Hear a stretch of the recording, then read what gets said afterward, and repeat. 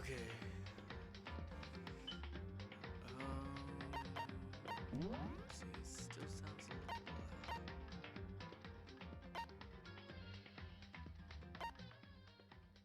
Is that okay? Is that better?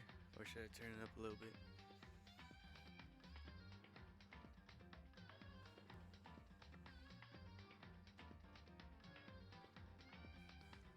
It's good here? Okay. The second part is like every time I start up the game, it automatically starts everything at the original settings. Okay. So let's continue where we left off.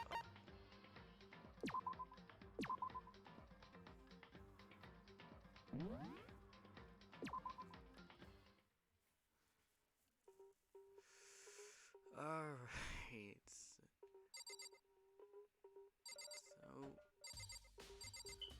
So, well, she's dead, and somebody just whacked her over the head with that dumbbell, then hung her up.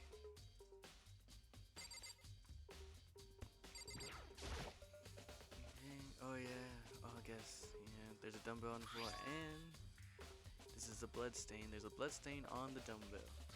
The Monokuma file said a blow to the head with a blunt object is what killed her. Does that mean this dumbbell is actually the murder weapon? That's right. I don't imagine it could have been anything else. Locker room dumbbell has been added to the truth bullet section of your handbook. Dude. I don't know. Either they had to put a lot of force into it, or like the person is just straight jacked. So like they tried really, really hard, or it might be Sakura.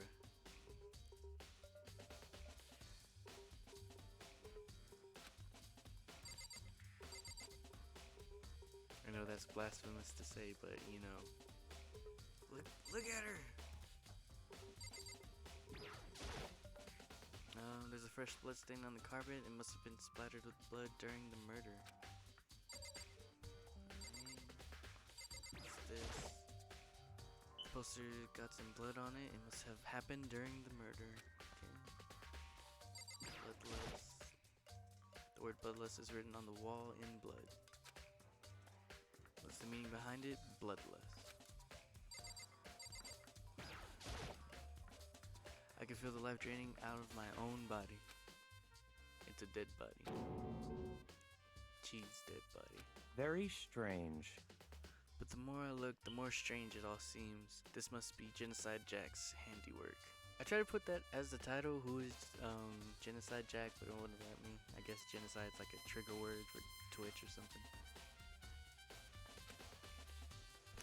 Well, but we're still not sure he did it. Is that what you want to say? Yeah, that word. I wonder about that. Hold on, where did I put them? Where did I put those things?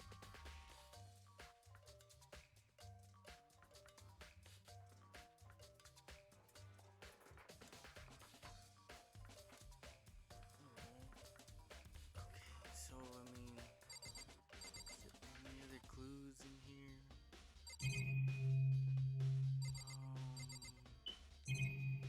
I guess that's about it for clues wise. I use this locker room all the time. Now it's become a site of cheese death.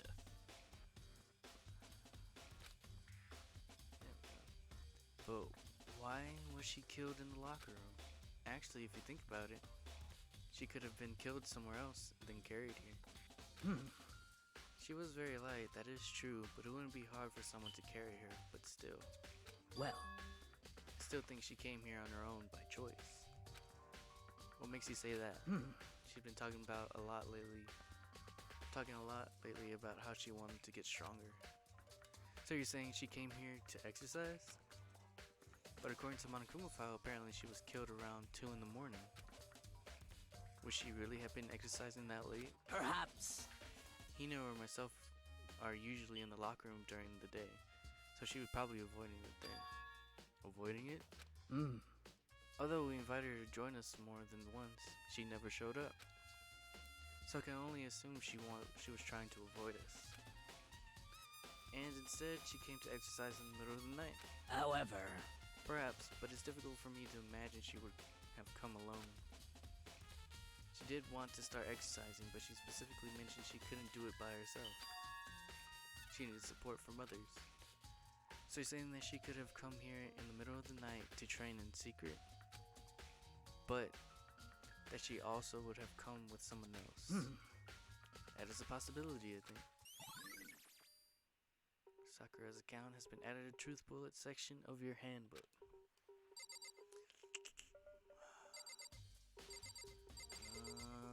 Let's see what you're mad about. Dude had a real complex about being weak. You heard Chi talk about it, right? All I need to get stronger. Yeah, I do remember she said that more than once. Sure did, which I guess explains the trip down here. But does she really need to get stronger that badly? You already mentioned it, but she was a girl after all. Most girls aren't all that strong. I don't know, man. Haven't really thought about that stuff. The cause of cheese complex. I can't help wondering what it might be. Mondo's account has been added to the Truth Bullet section of your handbook. Now I believe it's about time for us to move on. Already? what?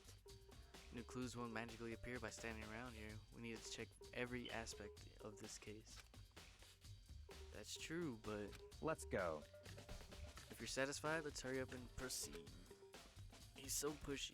I got caught up with the wrong person this time.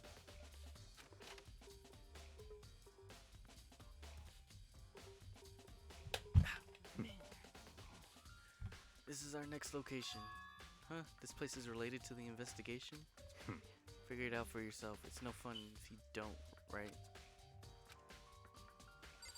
Let's see. Okay, so maybe this gun was used to. No, impossible. If that was true, Chi would be riddled with holes.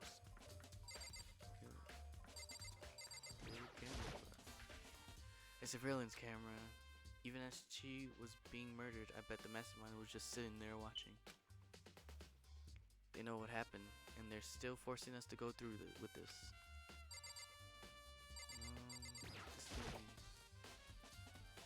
If I remember right, this card reader is meant to work for our handbooks, right? What? Do you have an issue with it? If so, you should take it up with Monokuma. He said that, then quickly and sharply clapped his hands together. Did you call for me? He called for me. Has he been domesticated? That's right. It seems that Makoto has a question for you. You need something? Sure, what's up? Well, it's just about this card reader. Yep. Yes, the card reader have all been designed to interface with each of your e-handbooks. You can only enter the locker room corresponding to the gender listed in your individual handbook. And it's impossible for two people in a row to go through while the door is unlocked, correct? Unbelievable. If there were some sort of erotic terrorists on the prowl, the ceiling-mounted Gatling gun would initiate a Swiss cheese slaughter. So the school regulation prohibited anyone lending someone else their handbook, correct? Of course. Correctly correct. So then, that means only girls can go to the girls' locker room and only boys can go to the boys' locker room. So in other words, Chi's body being found in the girls' locker room means, hey Makoto, I can see right through you. See right through me? Allow me to tell you what you're thinking.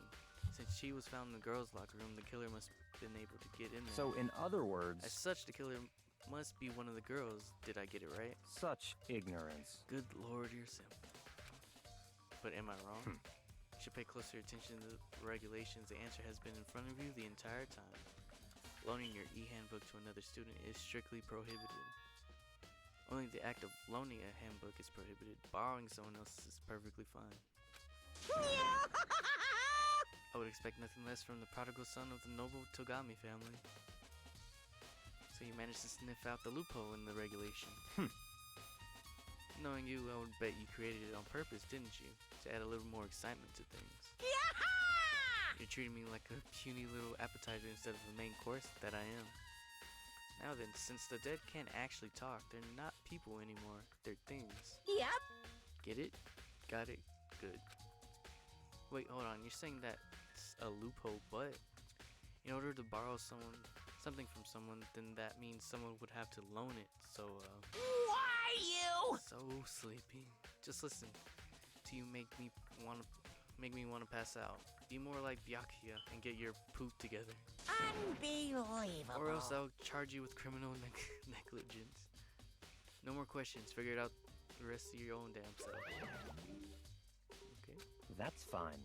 Well, I know you are unfortunately lacking in mental faculties, so I'll fill you in myself. Let's head to the main hall. The main hall? That'll help you understand what's going on. Card reader has been added to the bullet section of your handbook. Yay. We came to the main hall. So what are we looking for here? Does that mean I have to figure it out for myself? Probably.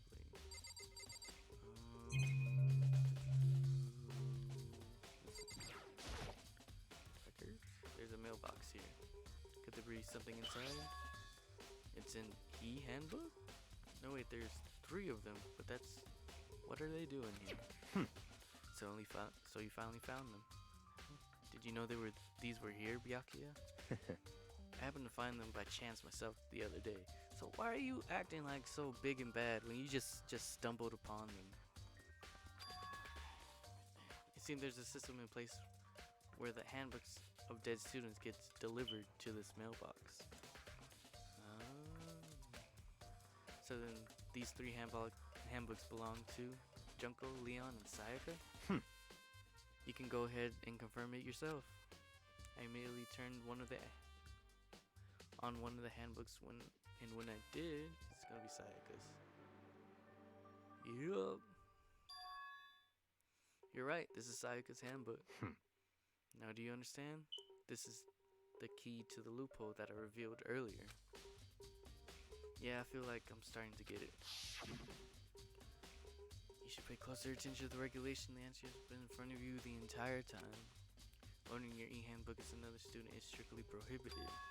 The act of loaning a handbook is prohibited. Borrowing someone else's is perfectly fine. I see. Yeah, now I understand. Main hall e-handbooks has been added to truth bullet section of your handbook. What? Hold on a second.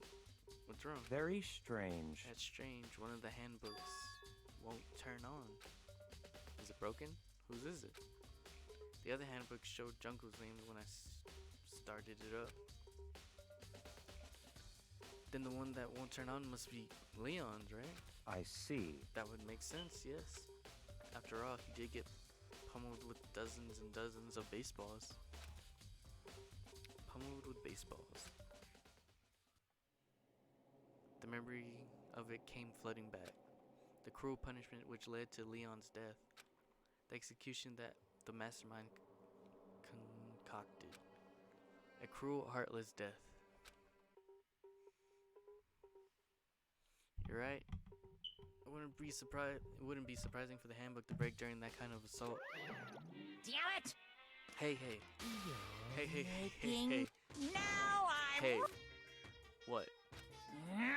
That e-handbook is essential to students' life here. Crucial, integral, instrumental, a super big deal. There's no way it would break that easily. But it did. That's impossible! If I say it wouldn't break, it wouldn't freaking break. It can withstand up to 10 tons of pressure and it's waterproof up to 100 meters, okay? I don't care how many baseballs you hit it with, it wouldn't do crap. Oh, but even my amazing handbook does have one single weak point. It does? I can't hear you! But it's a secret. I wouldn't want you to go breaking any more handbooks. What? Then Leon must have broken it somehow without realizing it was a weakness, right? Hard to say. You know what I think? I think the handbook isn't actually broken. What? But you might ask, how could that be? Leaving the question hanging in the air, Monokuma disappeared. What just happened? Monokumo said it's not broken, but it's an undeniable fact that it's not turning on. That's fine. Well, I don't see any connection in the case, so it doesn't matter for now. You think so? Either way, something about it still bothers me. Broken e-handbook has been added to the true bullet section of your handbook. Okay, then this should be enough to get things rolling. Let's begin our investigation in nearest earnest and track down the true culprit. Yeah, we need to find out who killed Chi. To be exact, not quite. Not quite. I guess, man. Well, I already know what those are, so. What do you mean by that, Byakuya? To be exact, not quite. Certainly, I want to reveal Chai's killer. But more precisely, I want to discover the true identity of Genocide Jack. Then you truly believe Genocide Jack is one that killed Chi? Don't make me repeat myself. Absolutely. I have no doubt that Genocide Jack is the culprit in this case. That murderous fiend is Genocide Jack, right? What? There's nobody else it could be. A murderous fiend who kills again and again using a bizarre and brutal method. They're like a ghost attacking slowly, then slipping away before the police can catch up to them. And that what nickname did the internet give to this mysterious serial killer? Genocide Jack. They say he killed thousands of people, but that's gotta be an urban legend. Still, could one of us really be demented, psychotic killer like that? You're not wrong to wonder. But words mean little right now. I have something that will prove it, and I can show you. Well then, show me. Come on. What do you mean by that? Certainly I will reveal Chai's killer, but more precisely, I want to discover the true identity of Genocide Jack. Didn't you really think? Don't make me repeat myself. Okay, there we go. And I have a basis to believe that. I assure you, Genocide Jack is one of us. Is there really proof? There's somewhere I'd like to take you. This will provide all the evidence you need. It's all clear now. Evidence that Genocide Jack is one that killed Chi. Evidence does something like that, really? Hey you two. Big trouble. Need your help. I don't have What's your time to face? play with We're you. busy. Leave us alone. I mean... It's an emergency. Emergency. Come on, please. You gotta help me. Someone... Please! This is a serious emergency. Please, please, you gotta help me. Just calm down, okay, Hina? I mean... But it's an emergency. An emergency? What happened? Well... Something's wrong with Toko. She's acting super strange. Well, I mean, she was acting pretty strange earlier, right? What should we do, Byakuya? Very strange. Since Toko, I must admit, I'm intrigued. I suppose we can take a second and see what's going on with her. Are you sure? Don't make me repeat myself. Alright. I didn't expect that. I thought for sure he'd just say no. And that'd be the end of it. Yeah! Okay, come on, hurry. Wait for us, Hina. Let's go. Looks like he headed to the dorms to Toko's room, most likely. You're right.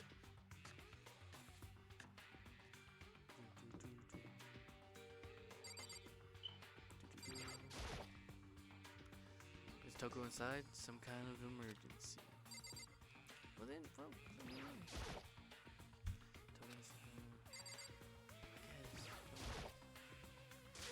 You guys are too slow. I think you're just too fast. So what? So what's the emergency? Well, after what happened in the girls' locker room, we left Toko in her room so she could lay down. After a while, we came back to check on her, you know, see how she was doing. But then we did. It was weird. She refused to come out, and she kept saying all this weird stuff. Weird stuff? That's fine. We should try talking to her ourselves. Yeah, good idea. I think Byakuya should talk to her. I may as well give it a shot. The door swung open slowly and silently.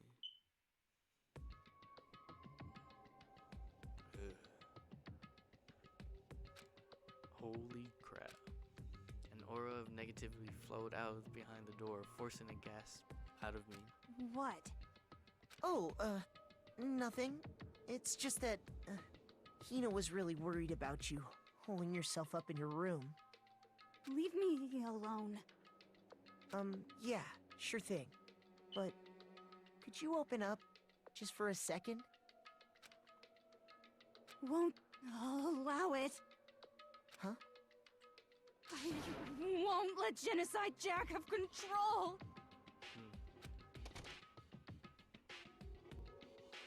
And just like that, she slammed the door in my face. What was that? She's been acting a lot like that the whole time when I rang a little while ago.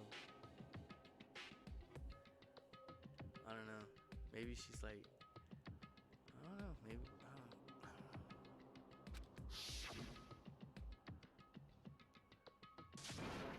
I'll drive you out. The killer drive you out of the murderous fiend. It doesn't make any sense, right? I was afraid to leave her in there alone, so I tried to bust down her door. But it felt like something was holding it shut on the other side. I couldn't even budge it. Toko was scared enough to even bar her door? Does she think the same thing as Byakuya? Does she think the serial killer Genocide Jack really murdered Chi? Is that why Toko's so scared? But Whatever it is, I'm really worried about her. Is there anyone who might be able to persuade her? Byakuya?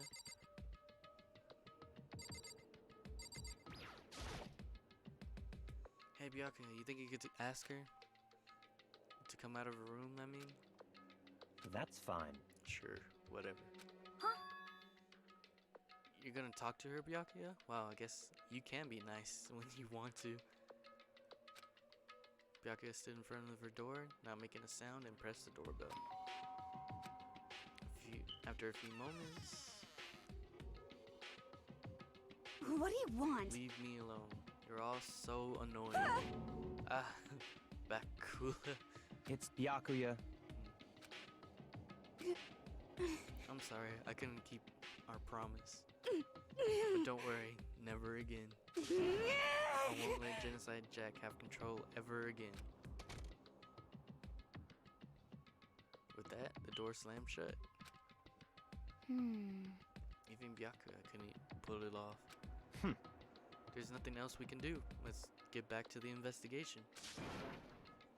Hold on. Hey Byakuya, what was Toko talking about just now? Something about a promise? What? Oh, I have no idea. Another one of her delusions, I'm sure. But Stop talking. if I say I don't know, that means I don't know. Just let Hina take care of her.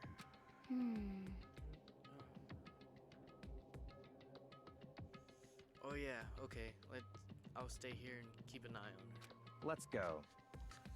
Well then, let's go. Alright, hold on. I'll be right back.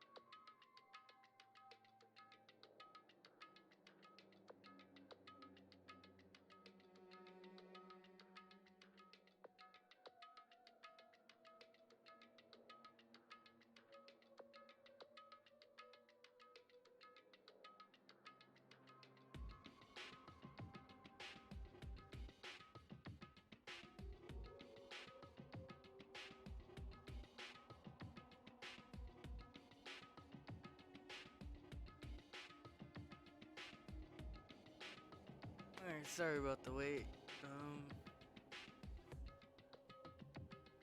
First of all, thank you very much for Jin Soto for following.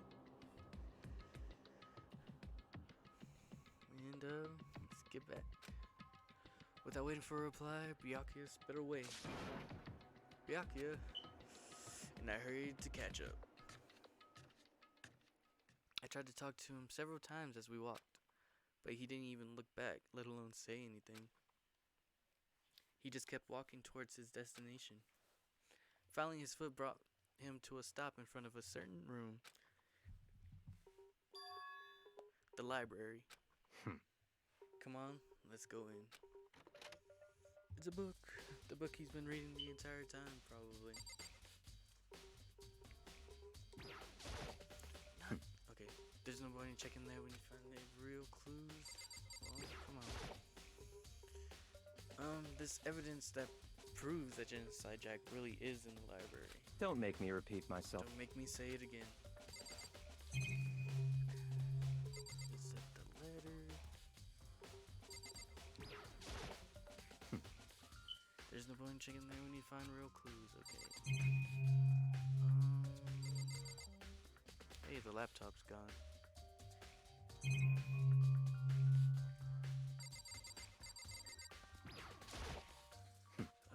Okay, there's no point. We back. Yup.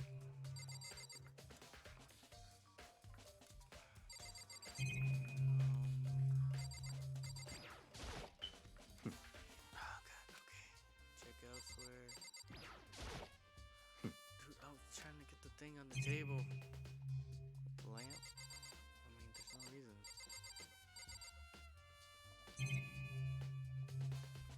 The door. If I remember, on the other side of this door, it's the archive, right? Hurry up and go inside. Oh, here? Let's go. It all makes sense once you're inside. Hit a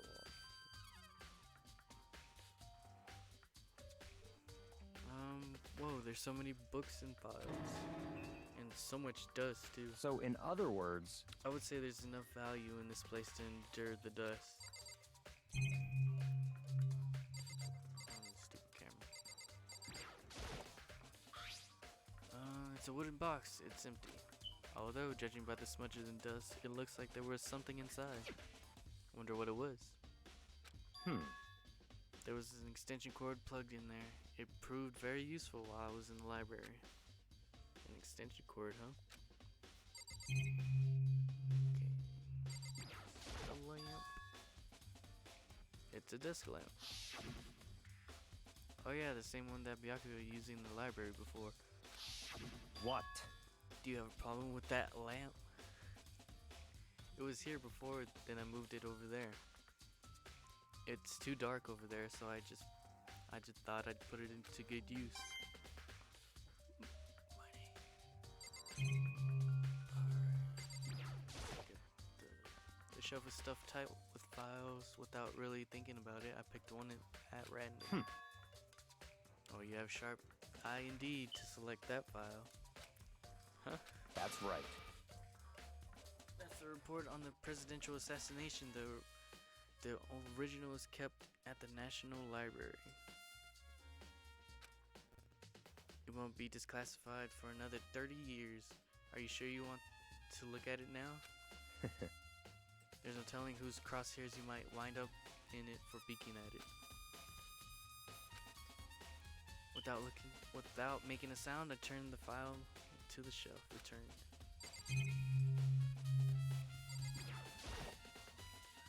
There's so many files stuffed onto the shelves. What's in all these things? That's enough. Those documents are dangerous. Dangerous? They detail all the people who control the world from behind the scenes. Dangerous truth for a commoner. You mean like members of the Diet or something? No, I mean the ones with real power, the secret council controlling everything from the shadows. If you're ready to disappear, to be disappeared for it, take a look. There are some very interesting people in there. You're just kidding, right? Am I? I'll just let it go for now. of thick files stuffed into the bookshelves. If you're thinking of looking through any of them, let me give you a little warning. Those things are filled with graphic, disturbing photos from all kinds of crime scenes. It's the kind of things any normal person wouldn't want to look at. Be careful.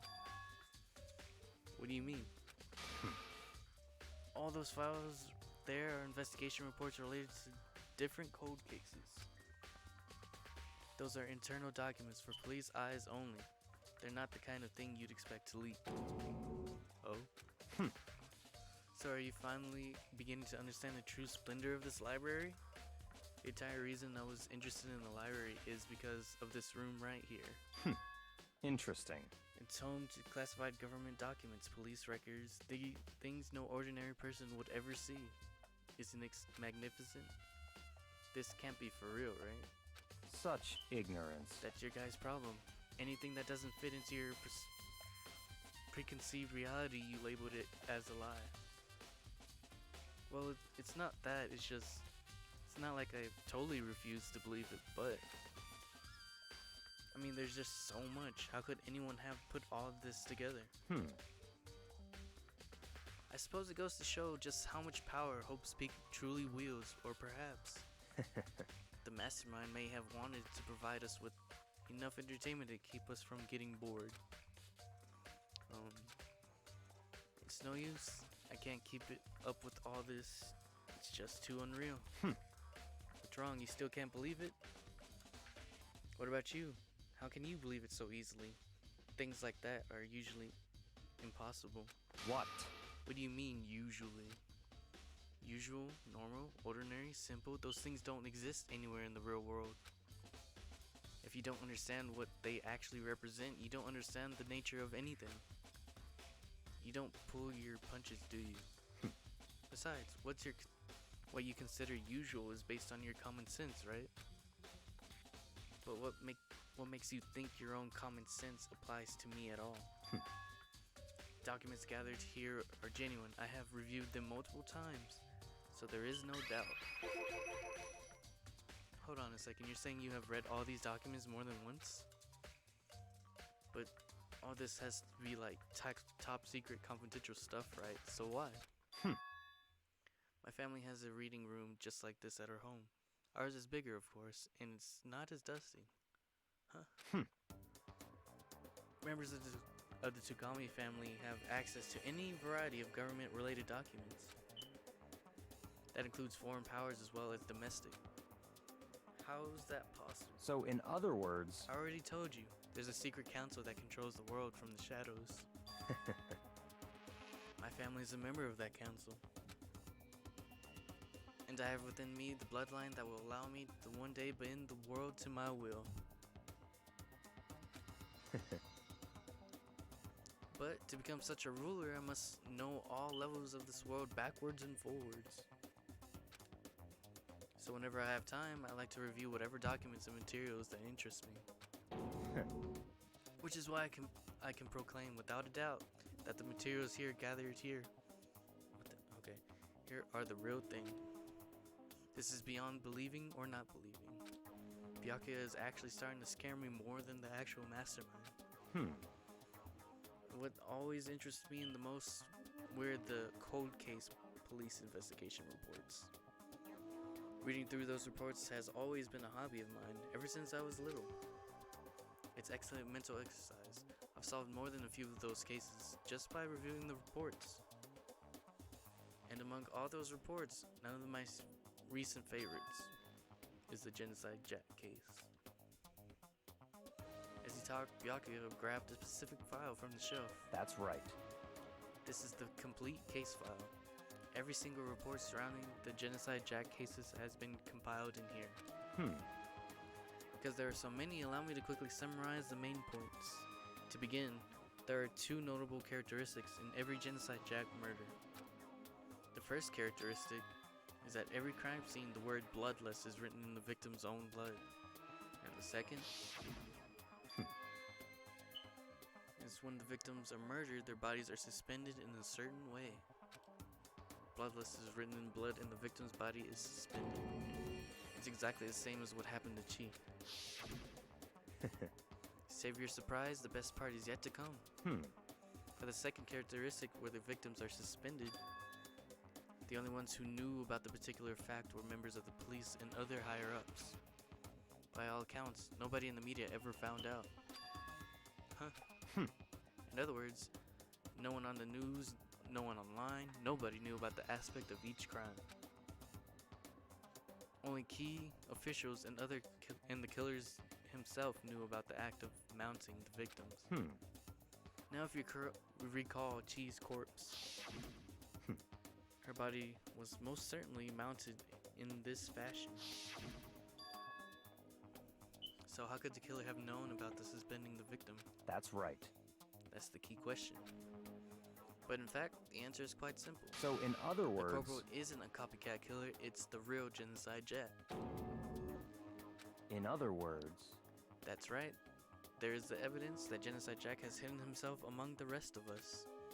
Then Genocide Jack really is such a brutal, fiendish killer, really is walking around among us?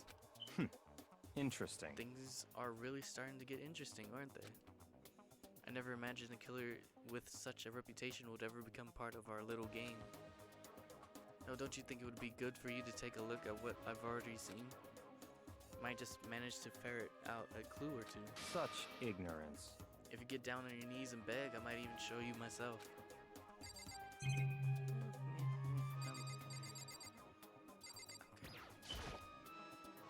There's a ton of the file stuff on the bookshelf. All those files are investigative reports related to different cold cases. They're internal documents and police eyes only. Kind of thing you expect to leak. They're photographic to certain photos. A normal person wouldn't ever look at. Be careful. Okay, I guess I'll talk back to him. Whatever. Byakuya, about that Genocide Jack case file. Could you let me see it? That's fine. Well, you didn't beg, but I guess it's okay then this time. Feel free to look at it in here, but you can't take it with you.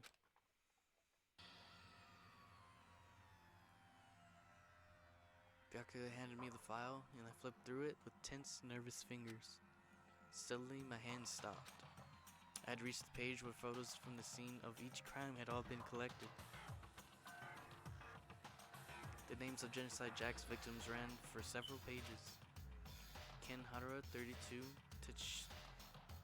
Tetsuhiro Honda, 17, Shoji Gaku, 23, Kano Issei, 14, Takeshi Yoshida, 30. I tried. Oh no, there's more. Komatsuna Taro, Takefumi Gono, Uchida Naohisa, Takeshi Masumi, Yuto Yumajima. There was no end to it. But one thing became perfectly clear as I read. All of the killer's countless victims were killed and suspended in exactly the same way. At the end and at the scene of every murder, the word bloodless was left in the victim's own blood. Now take a look at the next page. You'll find another interesting tidbit. The next page. Is it cheap? Profiling results?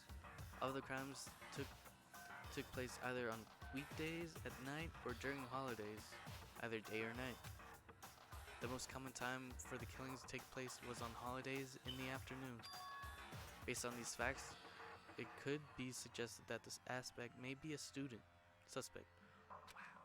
Evidence suggested that the suspect lingered at the scene, but when they did leave, they were in a panic. Because an eyewitness has never come forward, it's unlikely there was any external reason for this. Its confused behavior suggests that the suspect may potentially suffer from dissociative identity disorder. So basically what So, in Toko other words, has. The key point here is that the culprit may well have a split personality. Ooh, Jarrell, you called it. You called it from a mile away. A split personality, like the kind of thing you see on TV. So, I'm part of another totally unbelievable story. Toko, hold on. Yeah, but this one is way more unbelievable than anything else up till now. Or maybe it really isn't. I don't know. I feel like my mind is gone numb. Genocide Jack file has been added to the truth bullet section of your handbook. Let's go. Alright, we should get going soon. Huh? Where are we going? Anywhere but here. We finished our business here, haven't we? Oh wait, Byakuya. Yeah, it would. It maybe, well, maybe he like coaxed her into it, like brainwashed her into it. As usual. Maybe. As usual, Byakuya turned and left without another word. I hurried out of the library to catch up. Well, this is where we part ways. I have some things I need to take care of before the class trial. Huh?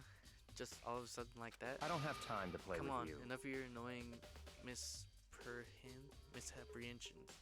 Did you really think we'd be together the whole time? Take responsibility for yourself and do something useful. Move the investigation forward on your own. Goodbye. Well, goodbye. And just like that, he was gone.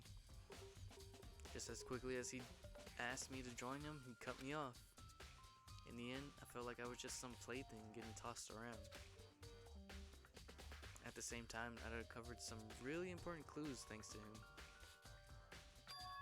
Genocide Jack, he's the one that killed Chi.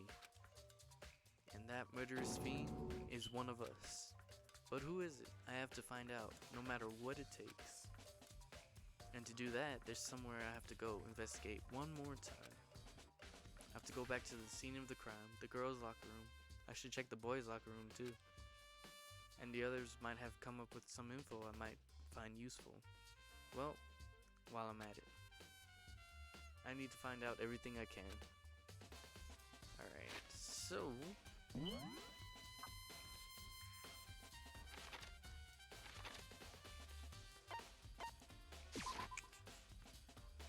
Okay, so talk to everybody, see what they gotta say. Let's see. You want to run a little list and see who it might be? Because right now, since that whole he handbook thing, it could be anybody. Toko seems a little bit too on the nose. They wouldn't really want that. So it could have really been Toko, but like he might have like brainwashed her into it. Cause you know he's like a crazy person. Saw that she was weak-minded and stuff. I might use that to his advantage or something.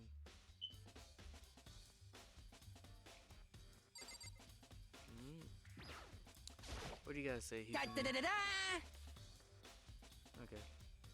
Ding ding ding. Hifumi has discovered evidence revealing the identity of the culprit. I feel as if... Another stat increase for me.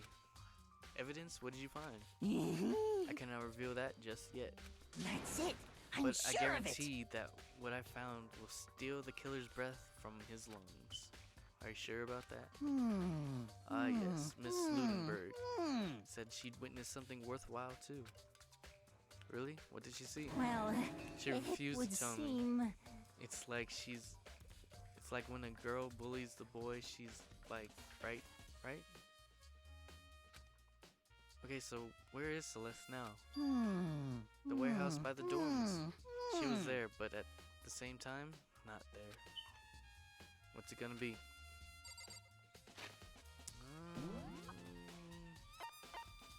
You wanna look in the locker rooms first, or talk to Celeste?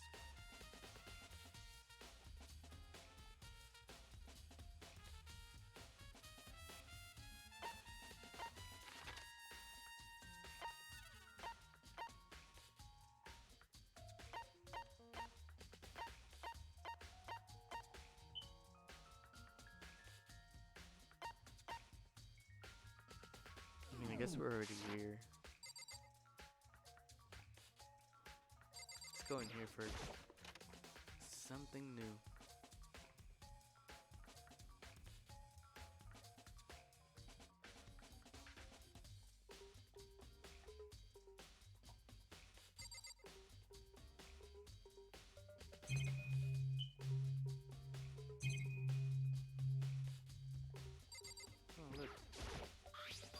like a blood stain. There's a strange stain on the carpet. What is it? Boys' locker room.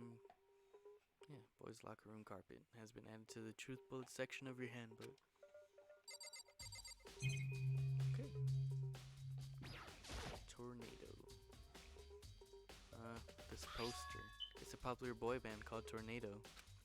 Somehow it doesn't quite seem to fit in the boys' locker room. Oh man, well look at that, Jarrell, you were right again. Maybe. I mean,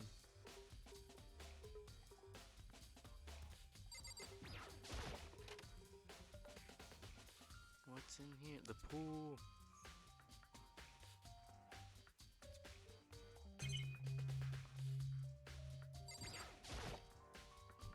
What's inside the locker? Maybe there's some kind of clue in the lockers. Maybe. Guess not. Alright, well, then what? Is that the only thing I could look at in here? Okay. Yeah. I mean, they would be weird. Cause, like, why would they have that in here? Yeah.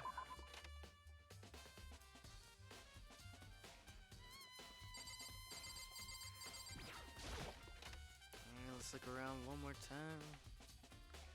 Jeez. Hello, Kyoko. Let's see what everybody has to say.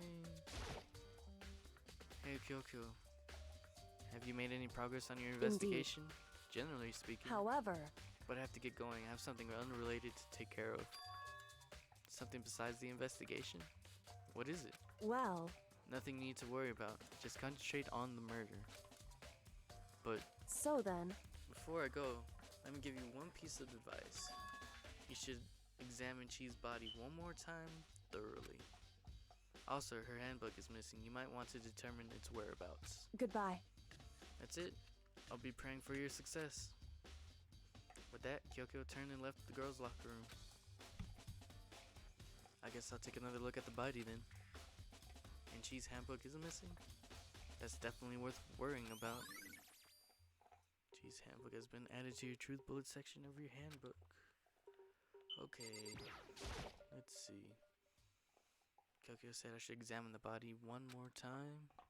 I know she said thoroughly, but I do have my limits. Well, I better give it a shot anyway. Let's see. Okay, she's hands are bound with looks like some kind of rope. The rope was used to prop her up with some kind of crucifix position. Huh. This rope has a plug. Oh, it's the extension cord. Wait, so then this isn't a rope at all. But the more I think about it, the more that's not the only thing that concerns me. Chi's fatal injury was the blow to the head, which means someone struck her in the head in order to kill her. That's right, there's the issue of her being suspended and in the fatal blow. At first I didn't see any reason to think of too much about it, either of them. After seeing them again and looking through the Genocide Jack file, there's nothing quite right. Something's quite not right. What does this all mean? Statue of the dead body? Oh, status of the dead body has been added to the truth bullet section of your handbook. So basically, the whole thing that Genocide Jack, actually kills them while suspending them. That's the whole thing. Like, they're suspended when they die. She was dead when she was suspended. So yeah, you're right again. It's a copycat. Well, the one thing most likely is to tie all these mysteries together. It's the true nature of the rope that was used to suspend Chi. And to figure that out, there's a certain place I need to revisit and look over again. The library. Plus it might help to look at the Genocide Jack case file one more time.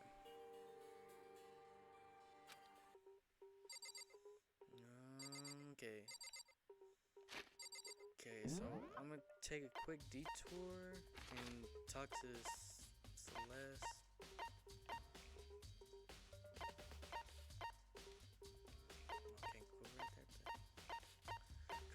to the stupid there.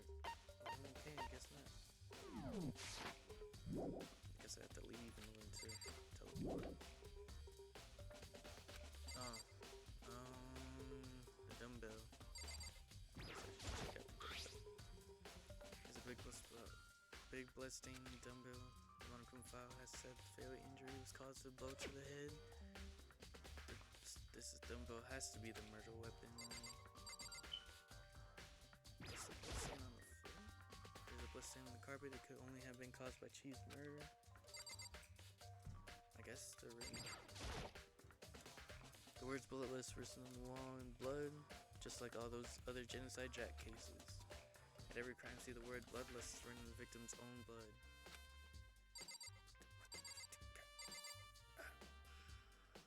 That's the poster. Why is there blood on the poster? It's the bloodstained poster. The blood is the most noteworthy part, but the big-breasted swimsuit model is pretty noticeable too.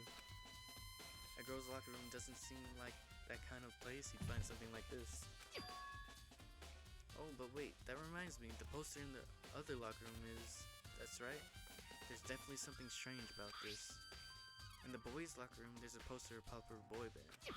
In the girls' locker room, there's a poster of a big-breasted swimsuit model. Could the poster have been switched? With the blood stain on the other carpet. Well, the stain. It's just dried blood. But if they were, why? What reason would anyone have? Maybe I should talk to someone who knows a little more about the locker rooms. Talk to Sakura. 2 locker room posters have been added to the truth bullet section of your handbook. Sakura, you bench press like every day. You spend a lot of time exercising in the girls' locker room, right, Sakura? Of course. I've used it nearly every day since it opened up. Sometimes Hina and I used it together.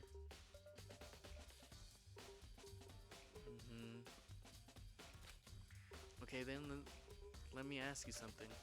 Do you think the poster in the boys' and girls' locker rooms have been switched? I'm sorry. Sorry, I can't really say. I've never really paid any attention to the posters. I see. However... But there is something that's been bothering me about the locker room. You see, I like to drink a little protein coffee every time I finish exercising. We have protein coffee? In the warehouse. It's not the highest quality, but I don't have a lot of other options. I mix protein powder with coffee and down a glass it after exercise. Anyway, the other day I spilled some on the carpet in the girls' locker room and it left the stain. Oh, a stain. Dude, okay, so they straight up switched the carpet, they switched the thing, but I don't see any stain on the carpet now. Of course. Exactly, I noticed it earlier. The stain has disappeared. I can only assume someone came along and cleaned it up. But still, isn't it unusually clean? As if there was never a stain there to begin with? Disappearing stain has been added to truth bullet section of your handbook. Is that it? Should I go back to the other locker room and see? Because after this, we're probably going to have to talk to Celeste, and that's probably going to be the last thing we can do.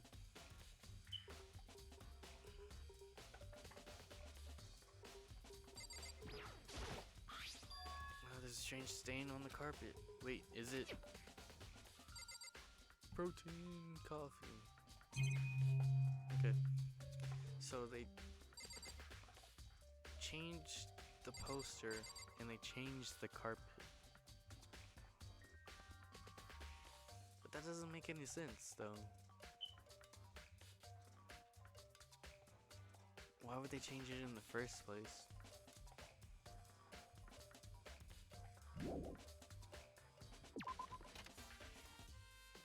I don't know. I guess let's go talk to Celeste. Wait. Library again? Extension cord? Oh yeah. Well, I'm gonna do that after I talk to Celeste.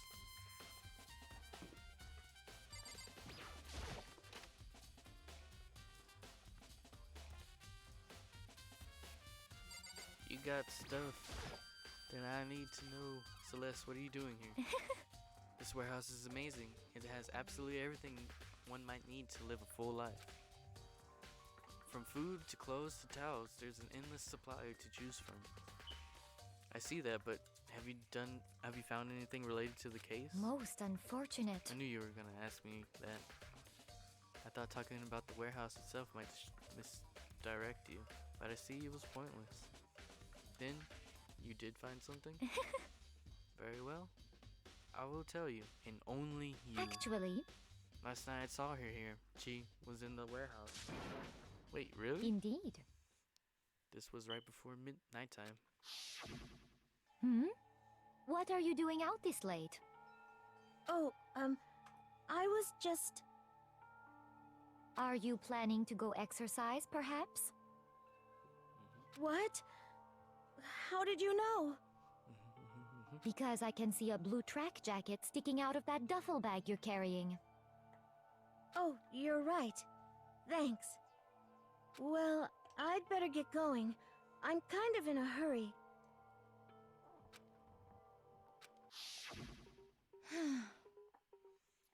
She stuffed the jacket into her bag in a hurry. It was almost like she was trying to hide it. And just like that, she was gone. Yes, indeed. I assumed she was merely stocking up to go exercise in the morning, but it would appear she ignored the nighttime rule and headed directly to the girls' locker room. If she hadn't broken our rule, none of this would ever happen. You get what you deserve, I suppose. So, apparently, she went to the girls' locker room late at night in order to exercise without anyone knowing. But the strange thing is, there was no trace of the track jacket or duffel bag Celeste said she saw a child carrying, which would mean the killer would have gotten rid of it somehow. Celeste's account has been added. Okay. I guess let's go to the library. Then maybe we can find where the track jacket is.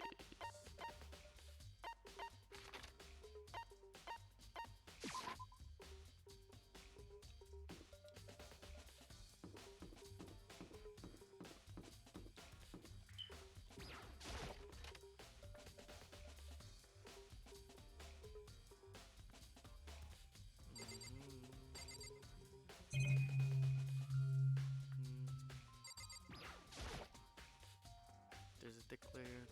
Well, I'm not talking about the desk. Maybe there's some kind of clue here. Guess not. I guess we'll just go back in here.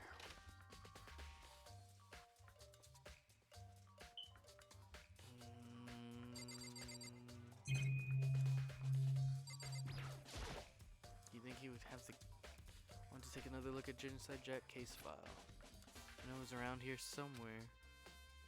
He probably took it. Yep, it's gone. Did someone take it out of the archive?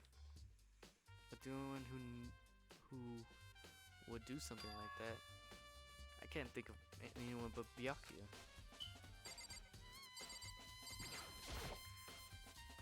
The wooden box is empty. The extension cord was in there before. Okay, well now we have to find Byakuya because he has the case file.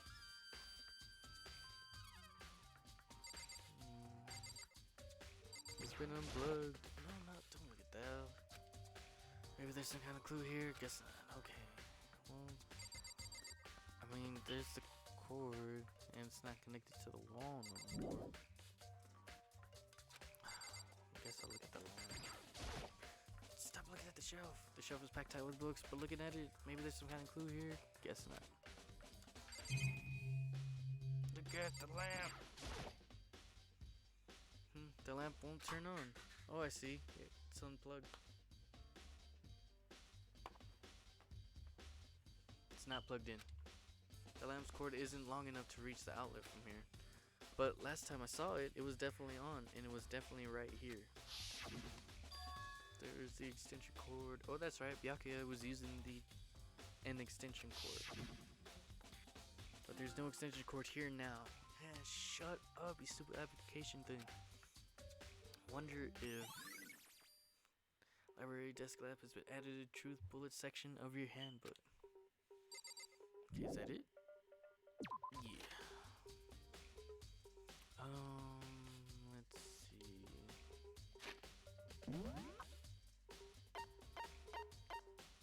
I mean, okay.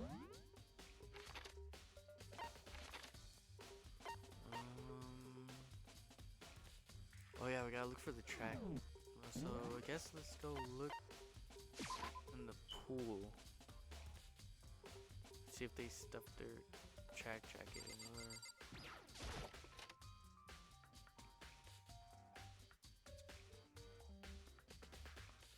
Can I look inside the lockers? No.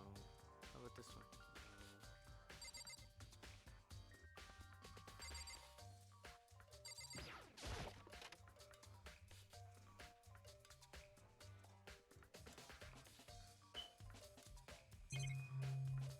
Maybe there's something in there. No. Maybe there's some kind of clue in the lockers? Guess not. Well, guess not. Okay.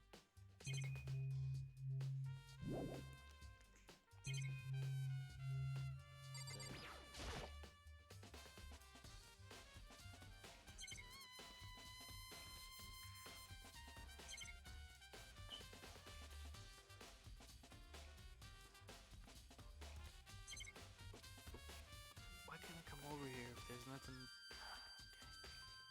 I guess.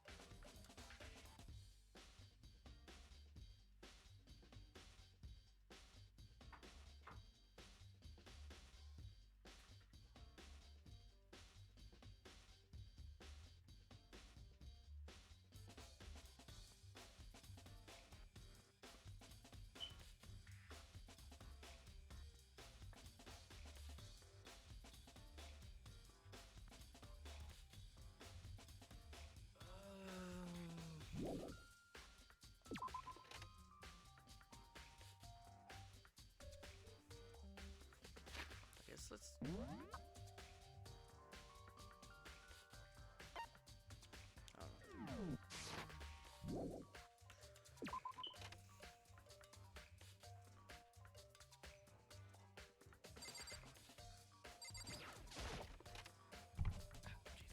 Guess let's talk to Mondo, see what he has to say.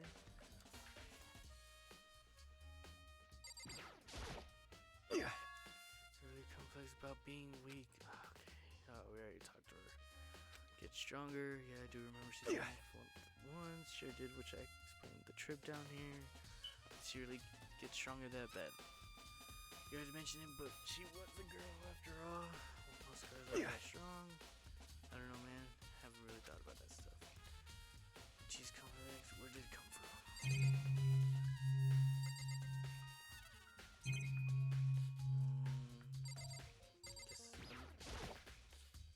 The door leads out to the pool.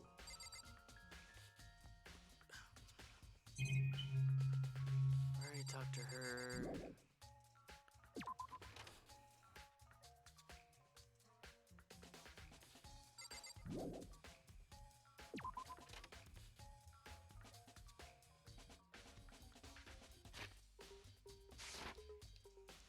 Let's see.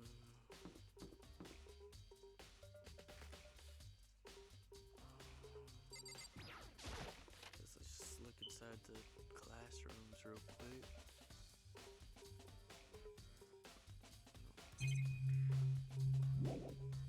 Guess not. Nothing there.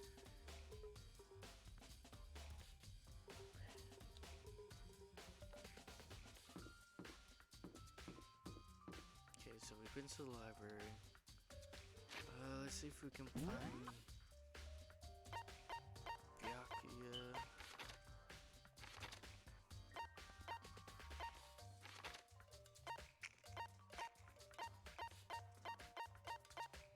Or should we try to go to her room?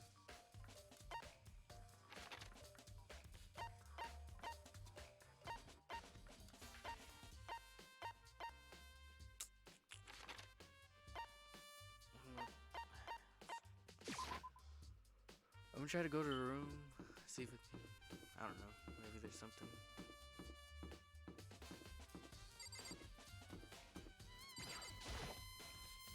This is Chi's room. No, Chi's gone. Why? Alright, waste of time. Guess I'll talk to Ina. Cause she was the other one that goes in there a lot.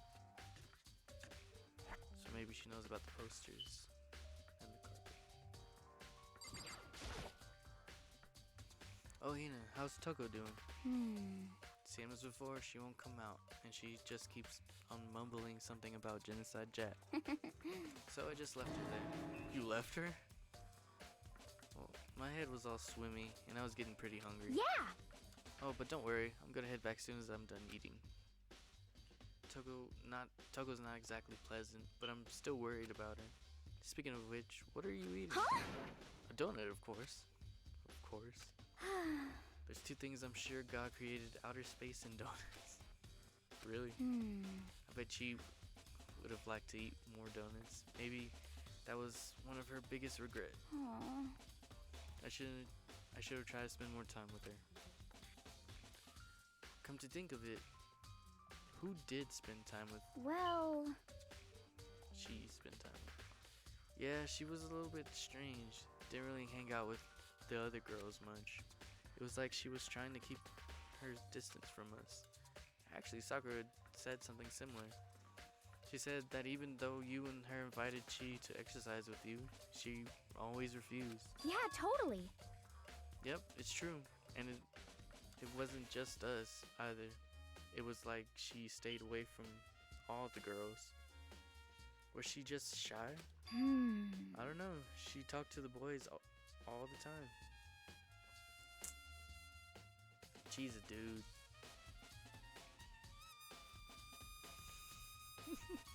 She's a dude. That's why she didn't want to see nobody. That's why she didn't want to work out with nobody. Especially the girls, because she's a dude. She's a dude. Isn't it kind of weird to be shy around your own sex, but totally fine with the opposite sex? Oh wait, maybe she was used to guys spoiling her. The law says you can't judge a book by its cover, right? You think so? I never really saw her as that kind of girl. Boys account has been added to the truth bullet section of your handbook. That's why she can go inside the boys' locker room. And that's where she died at. And the killer knew this, so they moved it to the girls' locker room to throw everybody off, thinking it was a girl. But really, it was a guy who killed her. They used the other handbook to get inside the girls' locker room. Oh no, they used... I'm getting tired of waiting. Shall we just plunge right in? It's the moment you've all been waiting for. The class trial. You Yeah, remember maybe. where to meet, right? I'm going too fast, I guess. Please go through the red door on the first floor of the school. See you soon. That's what I'm saying. That's why her handbook's gone. Begin the class trial, or it's about to begin. Dun, dun, dun. The red room is right through here. I mean, it makes sense. Like, that's why she doesn't hang around with girls. That's why she didn't want to go work out with them. Maybe she told somebody that she was a he. I don't know. I could be thinking too far into it. So is everyone ready? To what? Am I blind? Are we missing someone? Yo. Yeah, Toko's not here. Mom's or something, I think. I don't know. Huh? And Toko is... You really don't remember? Come on! Kidding. I'm just kidding. How could I forget that little nut job? She's a crucial part of the class trial this time. What are you gonna do? Okie dokie. I'll go ahead and drag her out here kicking and screaming. Just one moment, please. Yeah. I guess we'll see. A few minutes later, he reappeared dragging Toko behind him.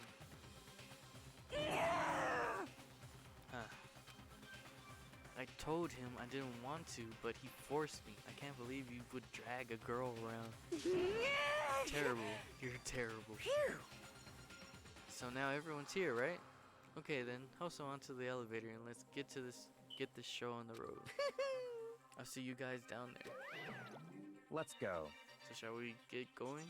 It's time to find out who killed Chi. Chi Fujisaki.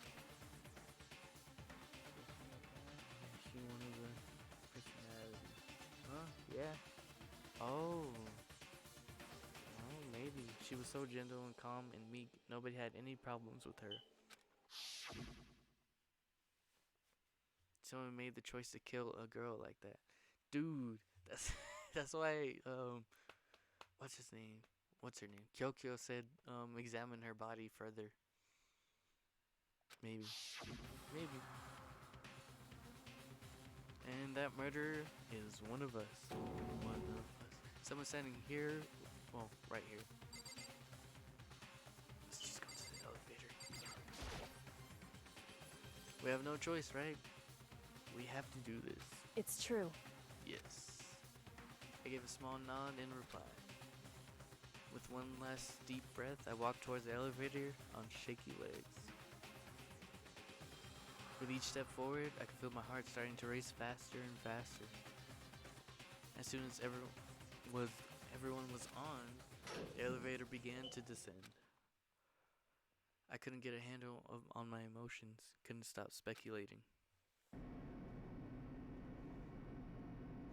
The steel box sank with heavy clunking sounds deeper and deeper into the ground. As we went deeper, the uneasiness in my heart grew bigger and bigger. The elevator was unaffected, however, and continued to descend without hesitation. Until finally, it came to a sudden stop. What do you think? Are we decorated? Isn't it fresh? Isn't it so exciting? Don't waste our time with stupid questions. Let's get this over with. Very Good, nice. good. You're rip-raring to go. Gotta say, I don't hate it. Not at all. Well, Okay then, let's get this show on the road. thrills, Everyone, chills, please kills. find your assigned seats. And so the curtain opened once again. A deadly judgment, a deadly deception, a deadly betrayal. A deadly riddle, a deadly defense, a deadly faith. A deadly class trial. Dun, dun, dun. Yeah, save. Oh, wait. Oh. I thought we only had 7. Never mind. Dude. Well then. I guess I don't have to worry about... Okay, open the handbook. Okay, truth bullets. Crew file number 2. Time of death estimated around 2 a.m. The body was discovered in the girls' locker room on the 2nd floor of the school. The cause of death was a blow to the head with a blunt object. She was killed instantly.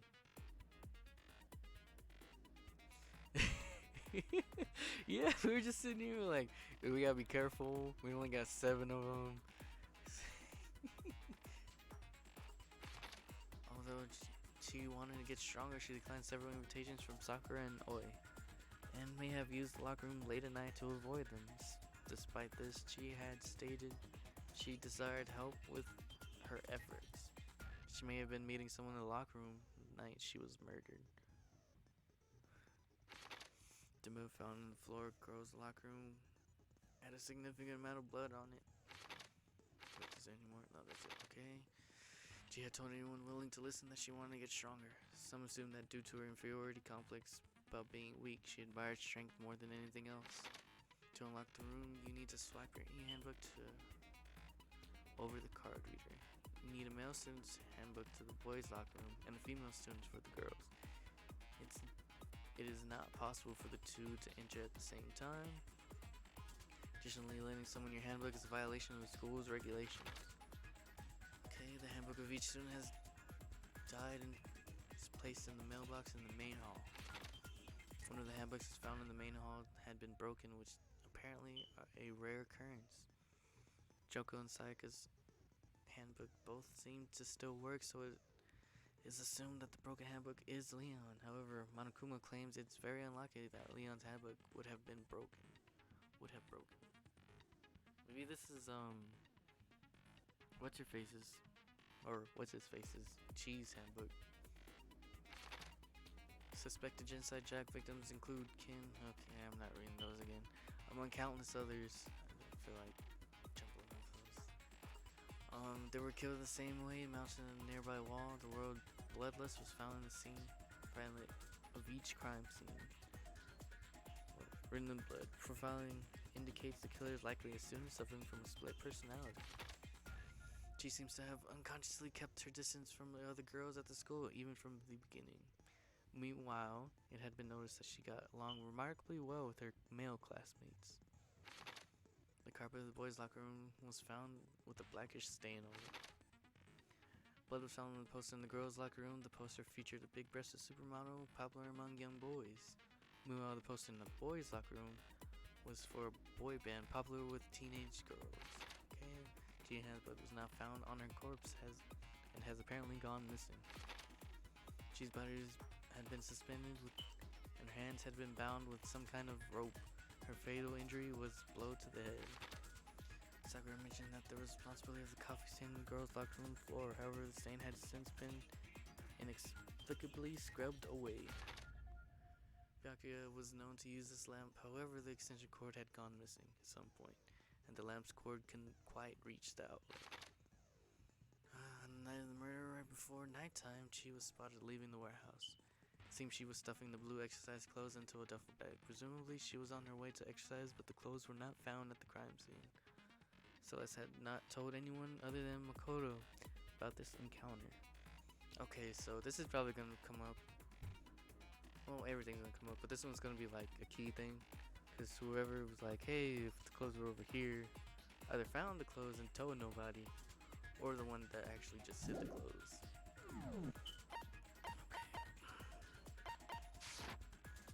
Okay, what are, I got 3 of them. Okay, increased damage to the opponents when the statement is destroyed. Effective during the bullet time battle costs 3 skill points. Focus gauge recovers more quickly. Effective during the non-stop debate in the Hangman Gambit. And the bullet time battle costs 4 skill points.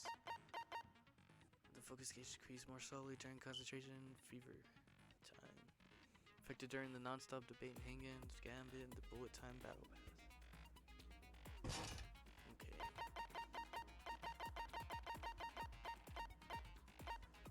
Yeah, that's all the skills we got. So, alright, so we got our other skills linked up. Okay, so let's go. Try it. Alright. Let's begin with a basic explanation of the class trial. So, your votes will determine the results. If you can figure out who done it, then only they will receive punishment. But if you pick the wrong one, then I'll punish everyone besides the blackened, and the one that deceived everyone else will graduate. Okay, then. So, first off, let's talk about the murder weapon! It's so different. First, we have to make it clear what was used to deliver the fatal blow. It was the dumbbell. Dumbbell. So Chihiro's fatal injury. It appears it was a head wound. Yes. According to the Monokuma file, the killer used a blunt instrument. But what kind of blunt instrument could it have been? Oh no! You think it was some proof that I said? Shoot! Whoops! You need to think about it one more time. It must be contradiction in the other statement somewhere. Okay. Oops. Chihiro's fatal injury.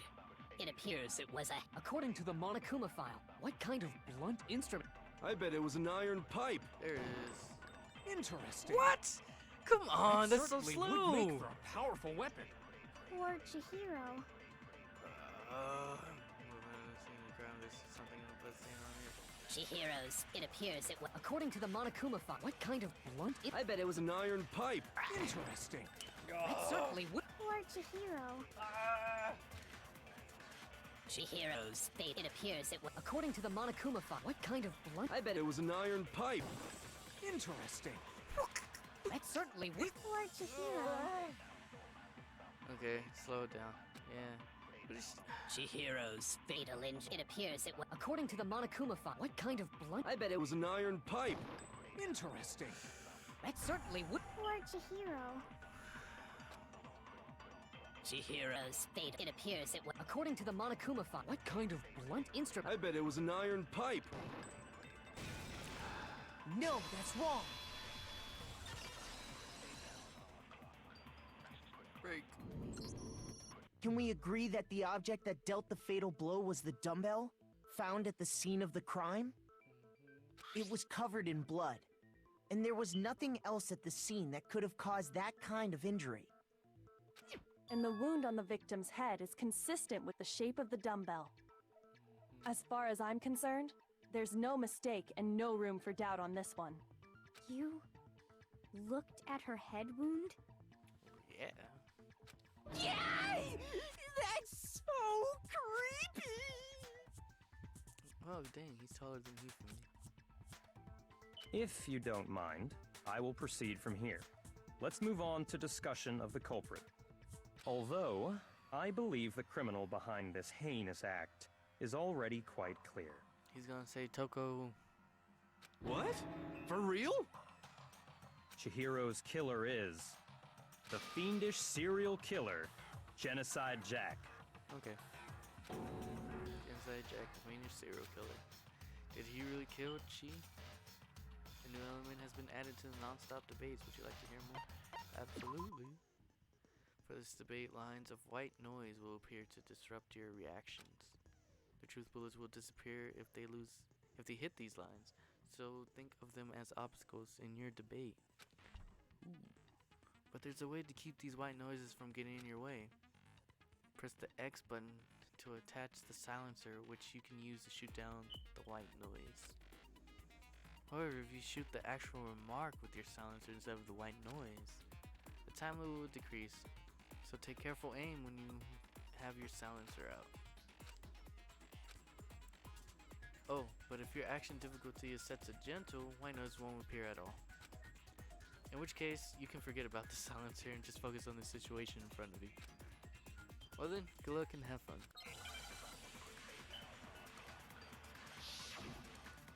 Make your argument. Genocide Jack case file. What is missing? The culprit is Genocide Jack. I'm sure of it. Case closed, as far as I'm concerned. But that's impossible! Why? What makes it impossible? Well, I mean, come on! There's just no proof for it. No, that's wrong! I barely missed that one. I might know one reason he could be involved. What? Oh. I found this file while I was looking around the archive in the library. I guess it's some kind of confidential file the police put together about the Genocide Jack case. What? That's kind of weird as shit, isn't it? What was something like that doing in the library? The why of it is probably more trouble than it's worth, so let's forget about that for now. More importantly, it outlines all the specifics of every Genocide Jack case in exceeding detail. According to the file, there appear to be two defining characteristics in every Genocide Jack case. The first is that a bloody message is found written at the scene of every murder. Oh, that's right. Boob lust. No. It's actually bloodlust. But more important is the other characteristic, and it's something that has never been made public. Never made public? What the hell is it? Why don't you tell them, Makoto? The other characteristics of the Genocide Jack case, which is at large, doesn't know, if I'm mistaken, it was how the victim was positioned. I got it! Apparently, in every Genocide Jack case, the killer suspends the body in a certain way. Other than the killer, the only people who know about this are the higher-ups in the police department. However, Chihiro was most definitely suspended in the same way. So, how did the culprit know about this when only high-level police officials were aware of it? There's only one logical answer I can think of. It's because the culprit in this case is the real Genocide Jack. No fucking way! You're saying Genocide Jack is one of us? Yes. In fact, it's Toko. See, What? Genocide Jack's true identity is Toko Fukawa. You lie! What? Hey, okay, wait, hold on a sec. Toko has, like, bloodophobia or whatever, remember? hemophobia. Is Toko Genocide Jack? The answer is yes and no. Another riddle. Man, why is this gotta be so We complicated? approved her innocence. Do you really think she's innocent though? Yeah. It's a riddle for sure, but I feel like I understand it. But it means for Genocide Jack to be Toko, but also not to be Toko. She has split personality. The answer is that she's just one person, but multiple people, right?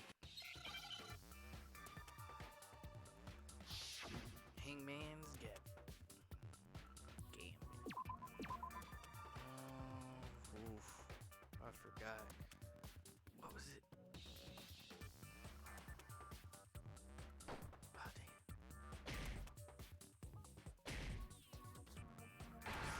That's it. Okay. Nope.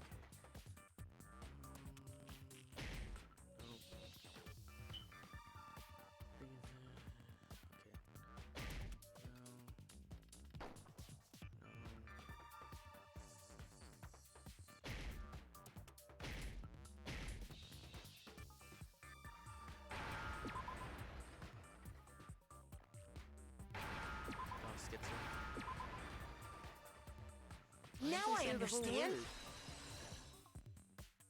Well, I guess it would be too long. Schizophrenia. Is it because Genocide Jack has a split personality? Huh?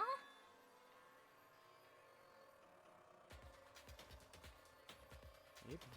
I think I read that somewhere in the file, too. They thought that the suspect might have, what did they call it? Dissociative identity disorder. Oh, okay. But still, to go and say that about Miss Fukawa is... Perfectly acceptable. He's like Toko's Kaiba. strange behavior after seeing the body is proof enough that she has a split personality. The one thing that shows Toko has split personality has to do with her behavior. Her behavior changed. I got it! You're talking about how she started acting totally different than usual, right? That's right. Think back. She fainted when she saw Chihiro's corpse, and then, when she woke up... I'm fine, I'm fine. Whoa, is that a dead body? Are you dead? She must have hit her head real hard when she fainted.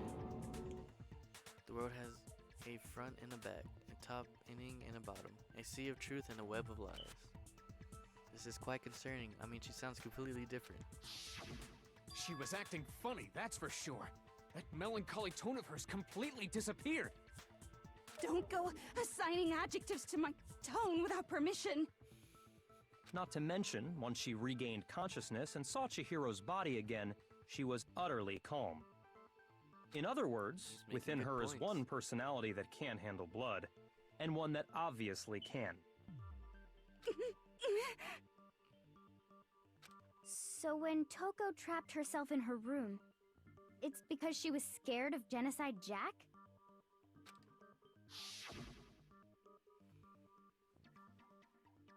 Well, let Genocide Jack take control. Have control. Sorry. I'll drive out the killer, drive out the murderous fiend. The reason she locked herself in her room wasn't to keep other people from getting in. It was to keep her other personality from getting out. What? Toko was afraid. Afraid of the murderous fiend inside of her. Of killing even more people. How? Yeah. How can you know all this? I do believe you misunderstood her. What she's trying to say isn't, how can you know all this? No. What she wants to know is, how could you tell them? Oh, dang. Backstab. Last night, just before Monokuma gave his motive speech, Toko and I had a strange conversation. She told me a most interesting story. She said a murderous fiend lived within her, and she was afraid it could appear and attack at any time. And that trepidation is what's caused her to have such a bleak attitude. Isn't that right, Toko? She trusted the wrong one. This is all a lie. Right, Toko? You said you wouldn't tell anyone. What? You promised! I can't believe you lied! You have only yourself to blame. You came to me with your tragic little story. I didn't ask you to. This is the real world, not some romantic fantasy fairy tale. Besides, you broke your promise first. Huh? You said that as long as you were here, no matter what, you wouldn't let Genocide Jack kill anyone. But in spite of that promise,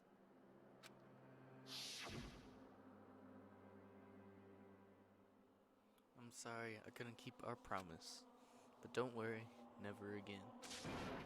I won't let Genocide Jack have control ever again. You said if I kept my promise, you would go out with me. That's the only reason I promised. how many times do I have to tell you? I never said that. But you weren't able to do it. You just couldn't resist that rush you got from killing, could you? Here I go. I tried. I swear I tried to control it, But your efforts were useless. What a disappointment. I hate you. Well, the opening act is nearly finished. All that's left is to hear from the person in question directly. The person? You don't mean... Toko's body suddenly lunged backwards. A huge thud echoed across the courtroom, but in the next second, maybe.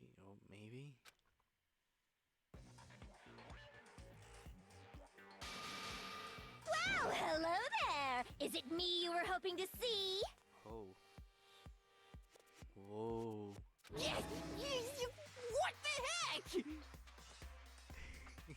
you figured it out, huh? Well, whatever. What are you gonna do? I'm the ultimate murderous fiend, Genocide Jack! Or better yet, let's go with Genocide Jill! What the fuck is this? Toko, what happened to you? Not Toko, Yeah, that's a loser name, and what happened is a textbook split personality. So what if one of them happens to be a serial killer? You should turn a blind eye to one's faults.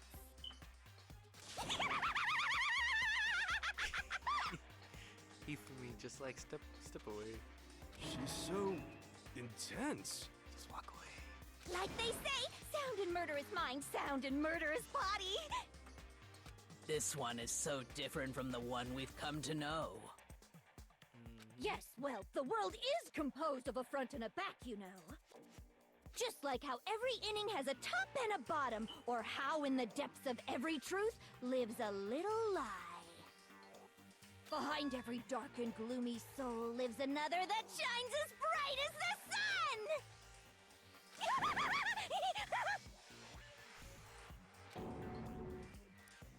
This is the murderous fiend, Genocide Jack. This is beyond insane.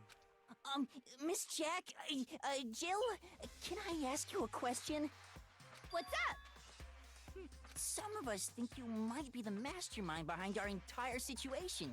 What are your thoughts on that? Well, I'll tell you, I am the mastermind of all masterminds! Just kidding! Then it's not true? Of course it's not true! How dare you try to link me to that creepazoid? And another thing, the police and government and society in the outside world are totally powerless! I mean, they just let this idiotic bloodthirsty maniac go buck wild all over town! Sure, I'm a bloodthirsty maniac, but life is pain, right? To live is to hurt other people. It's a necessary evil if you want to survive. The act of living itself causes pain for everyone. Her and Celeste are gonna get along just fine. Just kidding again!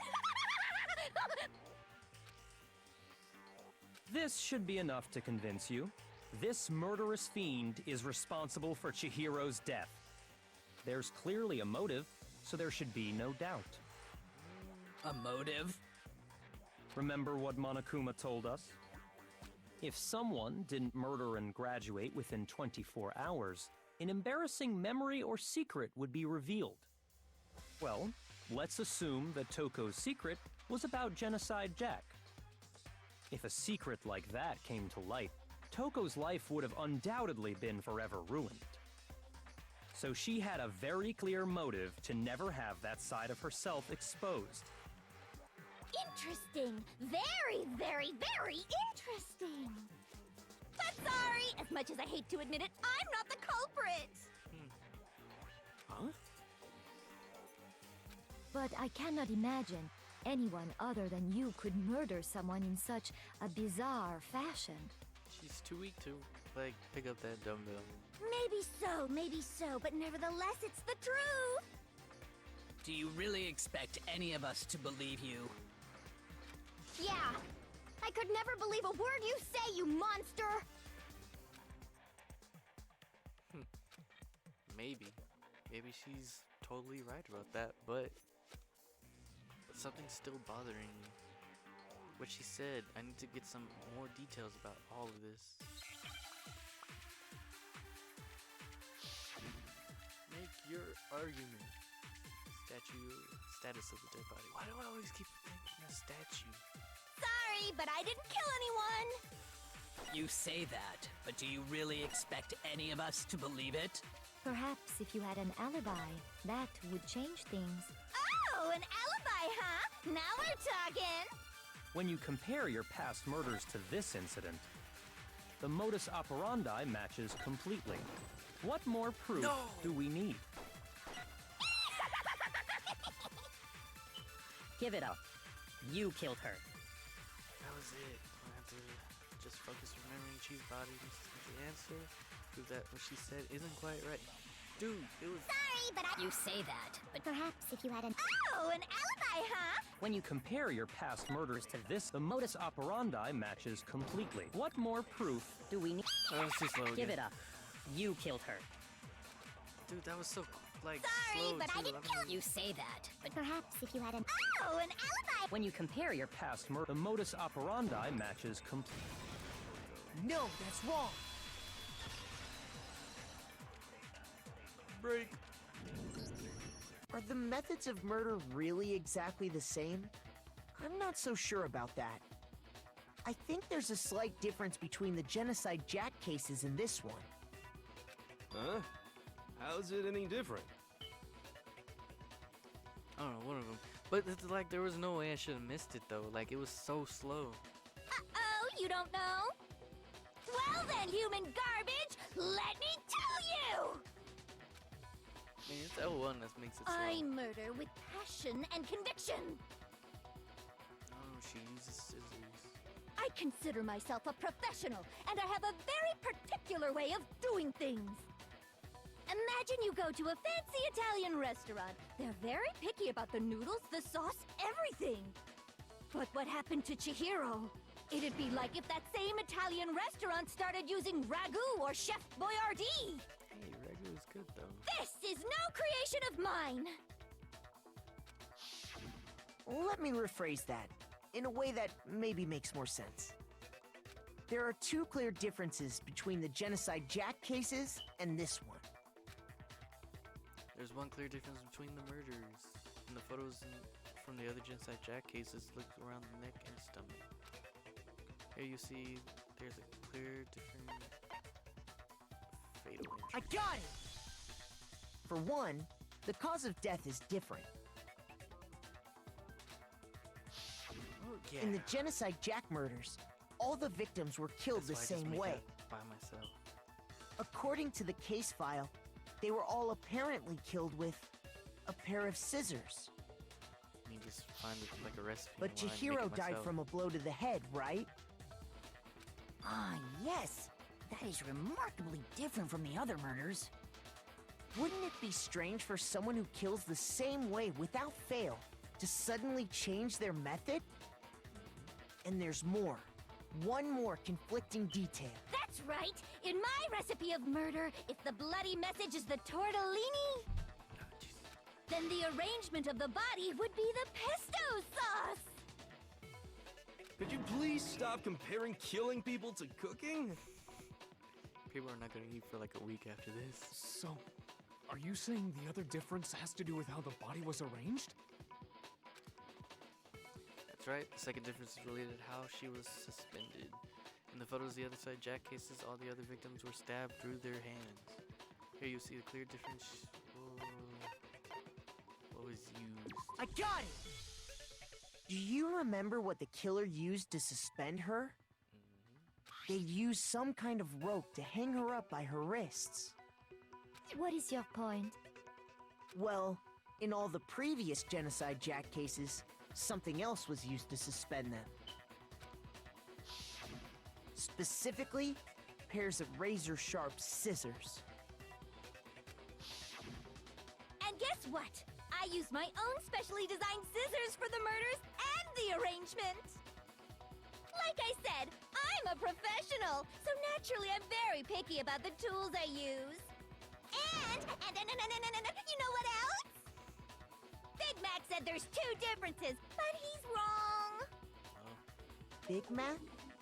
Are you referring to me? Listen up, Big Mac. There's actually one more difference. Huh? My word, you really didn't notice? Take a look at who the victims were in each Genocide Jack case. There's a pattern there, just waiting to be discovered. A pattern? Figure that out, and it'll be plain as death why I couldn't have possibly killed that little lolly girl. Let's see. There was patterns surrounding the Genocide Jack victims, and she didn't fit. Oh man, it's probably. If you look at the names of every victim, you will notice is, I think I figured it out. No, she couldn't have killed Chi. Sure, let's go with that. I got it! Yeah. Is it because Chihiro was a girl? Bingo! Bullseye! Right on the money! What are you talking about?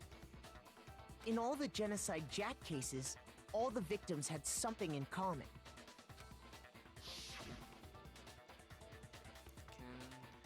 Harada 32, Tashiri Honda 17, Soji Gaku 23, Kanu Issei 14, Takeshi Yoshida 30, Kamatsu Toro, Takafumi Gano, Uchida Naohia, Takeshi Masami, Uti Yumajima.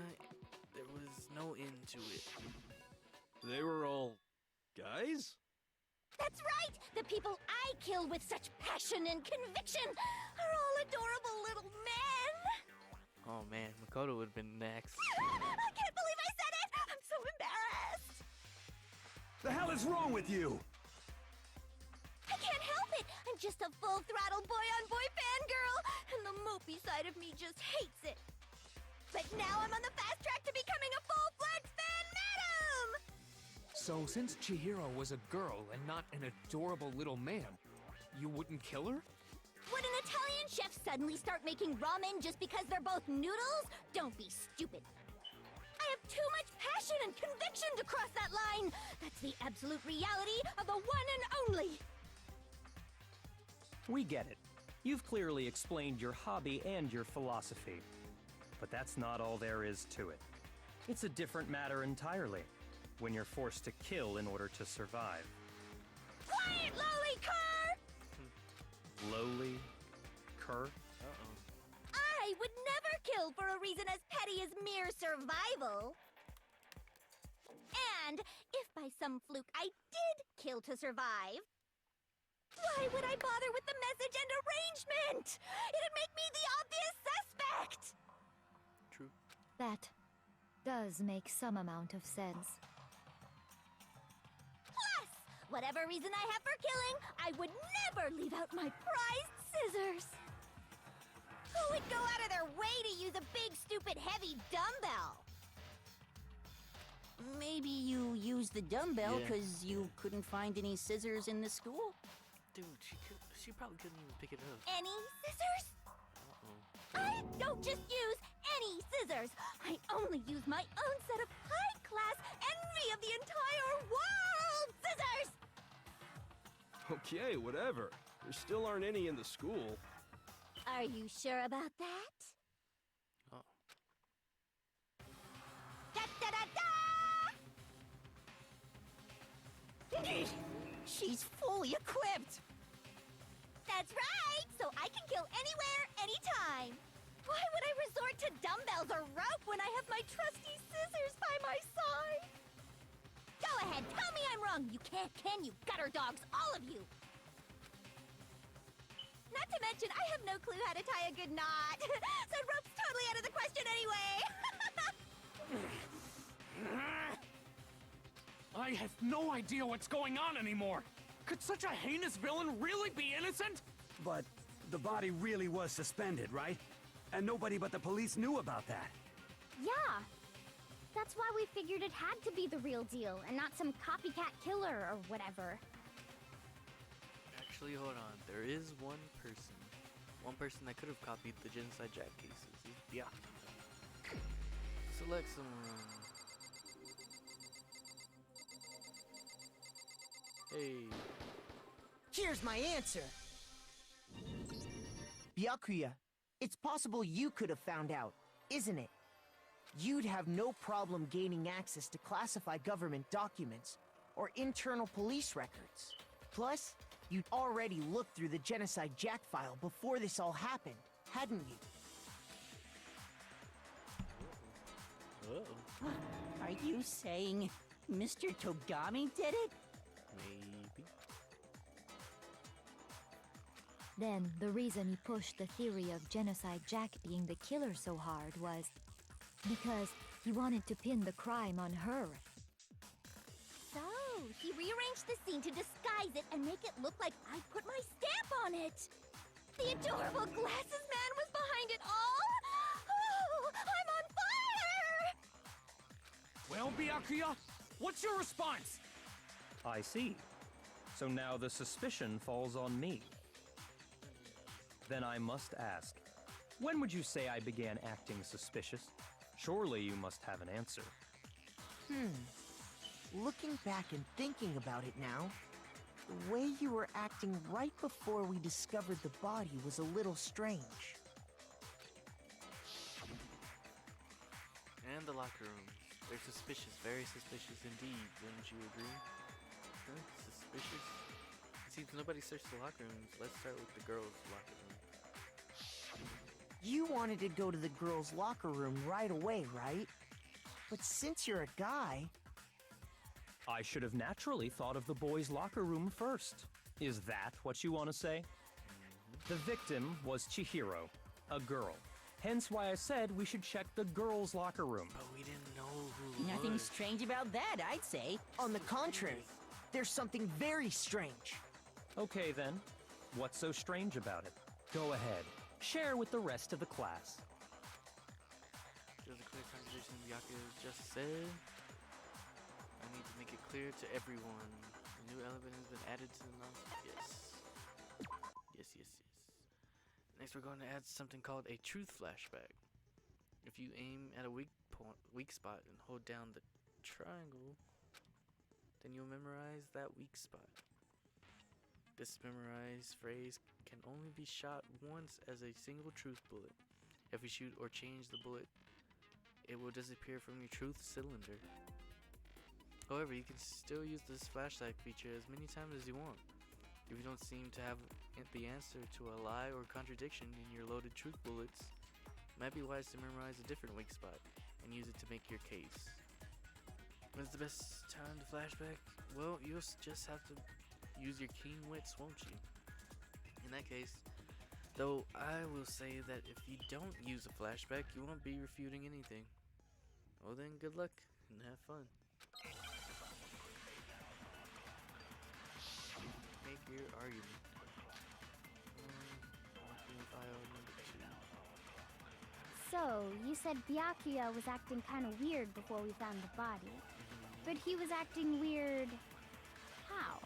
If you're presented with the opportunity to check out the girls' locker room, You absolutely take it! That's a natural reaction for any guy! The victim was Chihiro, who was a girl. So of course I would suggest we check the girls' locker room first. There was no time for pointless distractions. What's so strange about that? I wish you'd taken me with you.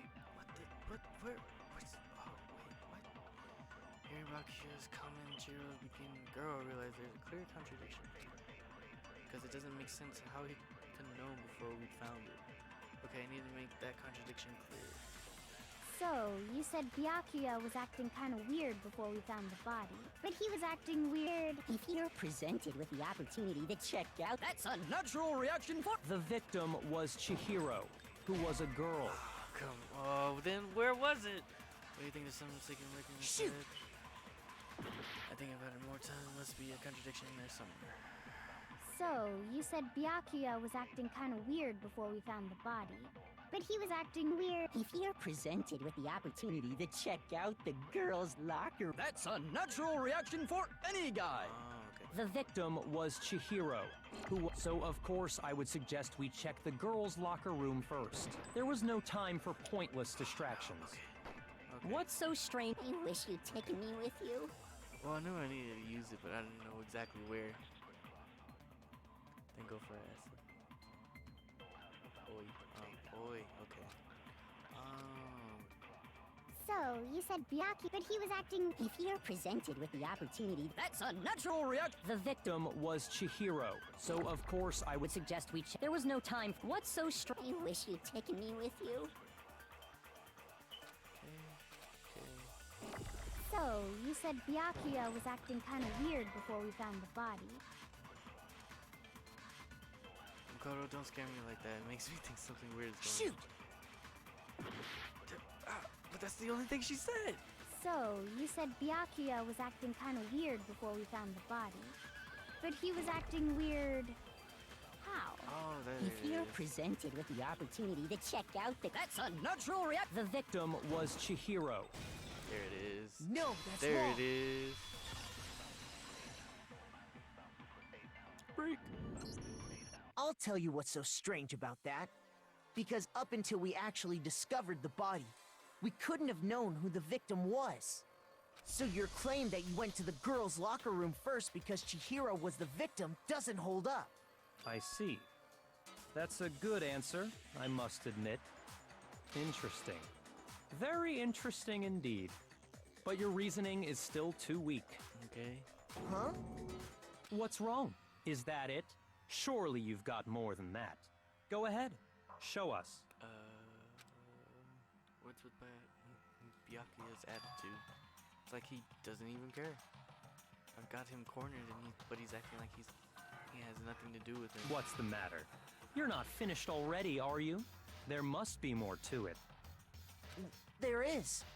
I think. There is more to it. think about it. We just talked about the differences between this case and past Genocide Jack incidents. The proof you're looking for is hidden in there. Oh? Proof that I'm the culprit, you mean? The difference between this case and the other Genocide Jack murder, evidence that proves Byakuya is responsible is hidden in there. What could it be? Make your argument. Library desk lamp. Oh, okay. What? The difference between the cases? You want me to explain it again?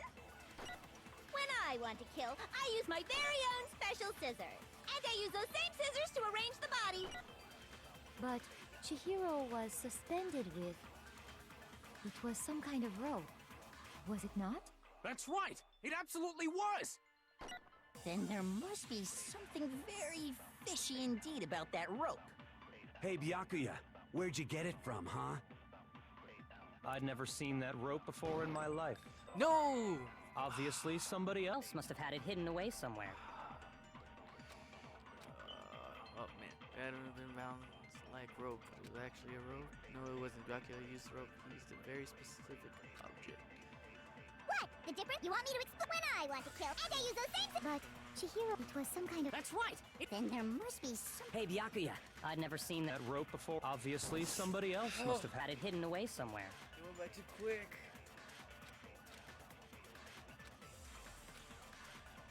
What? The difference? You want me to explain? When I want to kill, and I use those same. But Chihiro, it was some kind of... That's right! Then there must be something very... Hey, Byakuya, where'd you get... I'd never seen that rope before in my life. Got No, that's wrong.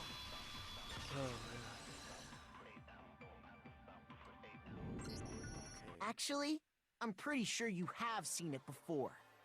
Because, you see, that rope, or should I say, that extension cord? What? An extension cord? Byakuya, you've used the extension cord in the library more than once, haven't you? And the same extension cord that was in the library all this time went missing after the murder. And there's no way someone who uses that extension cord as much as you do wouldn't discover that fact. Then Byakuya must be the one who took the extension cord. I can't imagine any other possibility. That's really what you think? Then your conclusion is something like this? I killed Chihiro in the girls' locker room, then hung her up and wrote that bloody message. I intentionally made it look like Genocide Jack was behind it. Is that about right? A little. He's doing it again. He's totally calm, totally unconcerned. As if he's not even involved. Wait, not even involved. What's wrong? I asked you if you think that's what happened. Hell yes, that's what happened. So that's it, right? Byakuya's the killer. I don't disagree with not disagreeing. He kept calling this a game, right? So he'd be totally willing to do something like this to win. Sorry, but could we hold on just a second? I think we need to talk about this a little more. Huh? Do we really need to? We've already decided who did it. I know, but still, there's something that's still bothering me. Is that right? And what, pray tell, is still bothering you? I killed her in the girls' locker room, then disguised my crime. You gotta do the posters and the... Specifically, I dressed it up to make it look like it was the work of a homicidal psychopath. What about all that bothers you? Wait. What was that just now? Something's not right. Chi's body was definitely found in the girls' locker room. But does that mean... Can I really just accept what Byakuya said as the truth? No, I don't think so. There's definitely something about that, what he said. I got it! You say you killed Chihiro in the girls' locker room, right? But are you sure about that? Isn't it possible that the murder took place somewhere else? How disappointing. What kind of question is that? Even in the world of disappointments, this is a true letdown. She was found dead in the girls' locker room. There is absolutely no question about that. Well, yeah, found, but she was not killed. How there. could the scene of the crime have been anywhere else? Well, I think it's entirely possible that she was killed somewhere else, then carried there later, along with the rest of the murder scene. The rest of the murder scene? Uh-oh, he's sweating now. That was awfully specific. Please tell me you have a reason for saying all of that. I believe I do. Hey, Byakuya, did I just take you off guard? When the story suddenly moved to the crime scene, Byakuya, who'd been so confident up till now, maybe Byakuya never realized that the actual scene of the crime could have been somewhere else? Hey! Don't just move on without permission! What do you mean she was killed somewhere else? Oh, yeah. Come on, Makoto. If there's any chance the murder took place somewhere else, let's see the proof. Evidence that shows the murder took place somewhere else. There was something that was switched between the boys' locker room. Where is it? Yeah, this one. I got it! The proof that she was killed somewhere else is the poster that's hanging in each locker room. Your proof is some posters? The poster in the girls' locker room was a picture of a big-boobed supermodel. But don't you think that's kind of strange? Why would the girls' locker room have a poster like that? I bet those massive jugs of hers were totally fake! Meanwhile, the boys' locker room had a poster of the super popular boy band Tornado. Again, that doesn't really seem to belong in a boys' locker room. So you're saying that maybe the posters were switched? And there's one other thing I noticed about the locker room. The carpet. You know what I'm talking about, right, Sakura? You're referring to my protein coffee, aren't you? Yep. Protein coffee? While I was in the girls' locker room earlier, I spilled some protein coffee on the carpet. But I noticed that after the murder, the stain had been totally scrubbed away.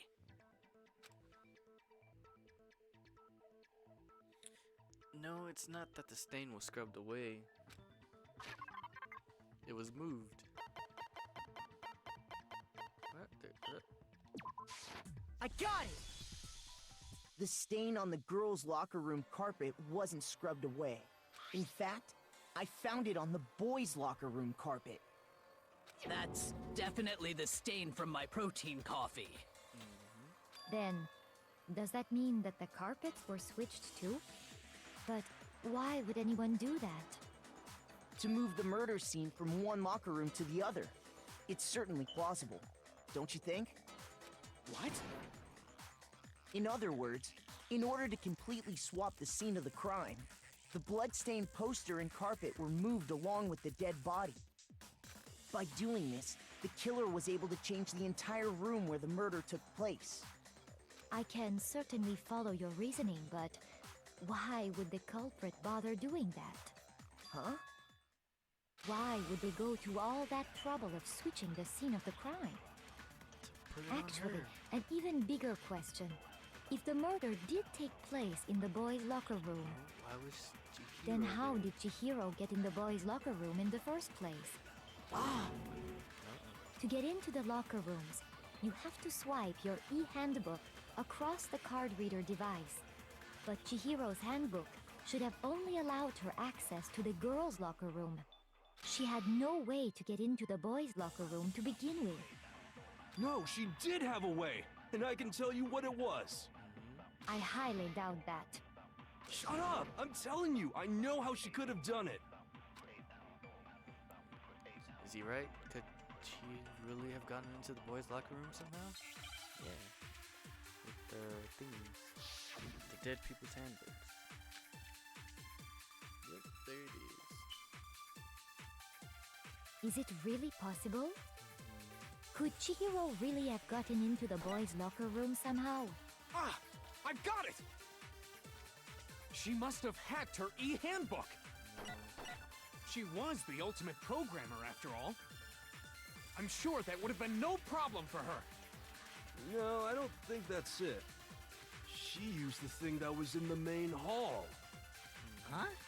What thing? I'm talking about Leon's handbook, of course. Oh, what If did she I had do that, Okay. she could get into the boys' locker room no problem. Maybe that was it. Theoretically, if she was able to use Leon's handbook, she could get into the boys' locker room. But when we found Leon's handbook, the main hall, there was no doubt it was. In which case, can we really say that she used it? Is it really possible? Could Chihiro really have gotten into the... Ah! I've got it! She must have hacked her e-handbook! She was the ultimate programmer, after all. I'm sure that would have been no problem for her. But no, I don't think that's it. She used the thing that was in the main hall. Huh? What thing? I'm talking about Leon's handbook, of course. No, that's wrong.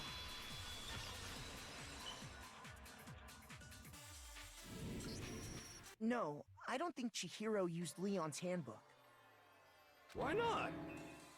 Because Leon's handbook was broken. Oh. Well, then, yeah, I guess that'd be pretty impossible, huh? I am struck silent by how quickly you gave up. Plus, isn't there a regulation against using someone else's handbook? Actually, the rule states that loaning your handbook is prohibited. It says nothing about borrowing one. In other words, you could borrow a dead person's handbook all you want, and you'd be safe. Yup, yup, yup! Hit the nail square on the noggin! Yeah. Of course, if it were broken, that wouldn't make any sense anyway. So then, she must have hacked hers, like I said. She used her ultimate programmer skills and... Psst! You can't fix an e-handbook! The instant you open one up, a security buzzer starts blaring! So, if she didn't use Leon's handbook, and she didn't modify her own handbook... Is it gonna come full circle with what I thought? Maybe Mr. Naegi's initial assumption is just... wrong? It seems like there's no way she could have got into the boys' locker room. So I guess so. Okay then, I vote for Byakuya! Dude, stop. Is that it then? Chi was killed in the girls' locker room and Byakuya is the one who did it? Really? But still, I don't know what else I can do. Hold on a second. Oh, there we go. I agree with you, though. I think you're on the right track. What the? You finally decide to open your mouth and that's what you've got to say? There's no way she could get in the boys' locker room, right? So... Why are you so sure she couldn't get in? There's still one other way she could have gained access. What? What are you talking about? What other way is there? Well, to explain that, why don't we take a little break from the trial? I'd like you all to come see something. Wait! Just what do you think you're doing? Don't worry. This'll make the whole trial more exciting. I'm sure that thought must please you. Huh? It'll make things more exciting? Well, all right then. I declare an official class trial recess. Huh? For real? Now then, what is it you want to show us? It better not be boring or I'll be very unhappy. Oh, I have no doubt it'll meet your lofty expectations. So, shall we go? So before I even knew what was happening, the class trial had been put on hold. We headed off with Kyokyo in the lead. And where she took us was... back to the dead body. The girls' locker room? We've already searched this place top to bottom! What are you trying to pull, Missy? I'd like you to examine the victim's body one more time. You wanted to check it again? Be sure to examine the entire body very carefully. Take your time. Examine her carefully? Like using our hands? No way! It's probably best if I don't run my hands all over a girl's dead body. It's not that I'm creeped out or anything, it's just based on religious grounds, you know? I love recess in elementary. Yeah. Very well. I'll do it. But you're a girl. You shouldn't have to touch a dead body. Just let one of the boys do it. No, it's okay. Dude, I think recess is Chihiro would rather great. have a girl examine her. So just leave this to me. Sakura. What is this? Some kind of secret girl-on-girl action? Is that what you two are about? That's not it at all. Stop screwing around. Okay, here I go. I'm sorry, Chihiro.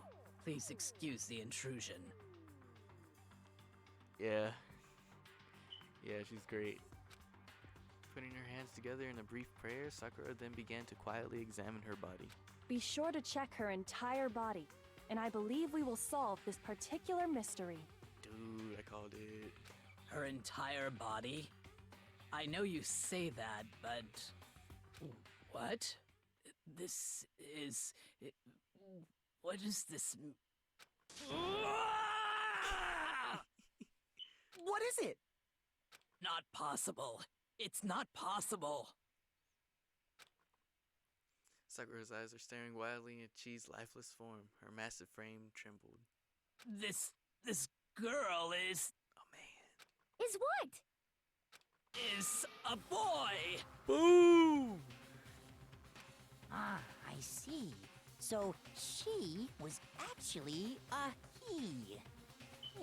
What? You're joking, right? Called it. I wouldn't joke about this.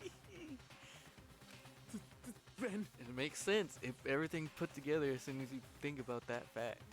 it's really true? Yep. Chihiro was a guy? That's the only way you can get inside. Even with what's-his-face's thing was broken. Oh, what? You guys didn't know? Heck, I knew that right off the bat. Chihiro Fujisaki was totally a guy. Then he was a cross-dresser? Oh, now I'm really on fire! I wish I had killed him! So that's what Kyoko wanted to show everyone, huh? Interesting.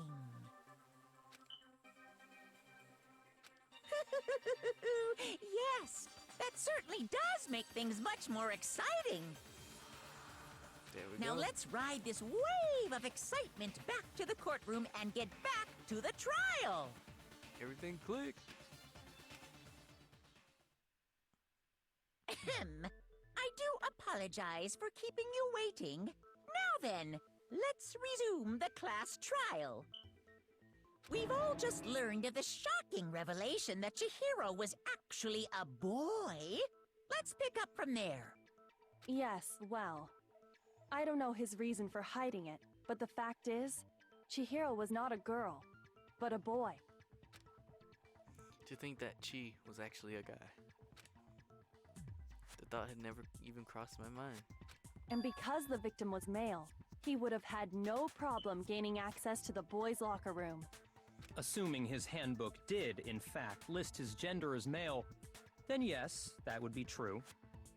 Of course his handbook said he was a boy. He dressed like a girl, but he was a boy through and through. That's why you didn't want nobody to go work out with him.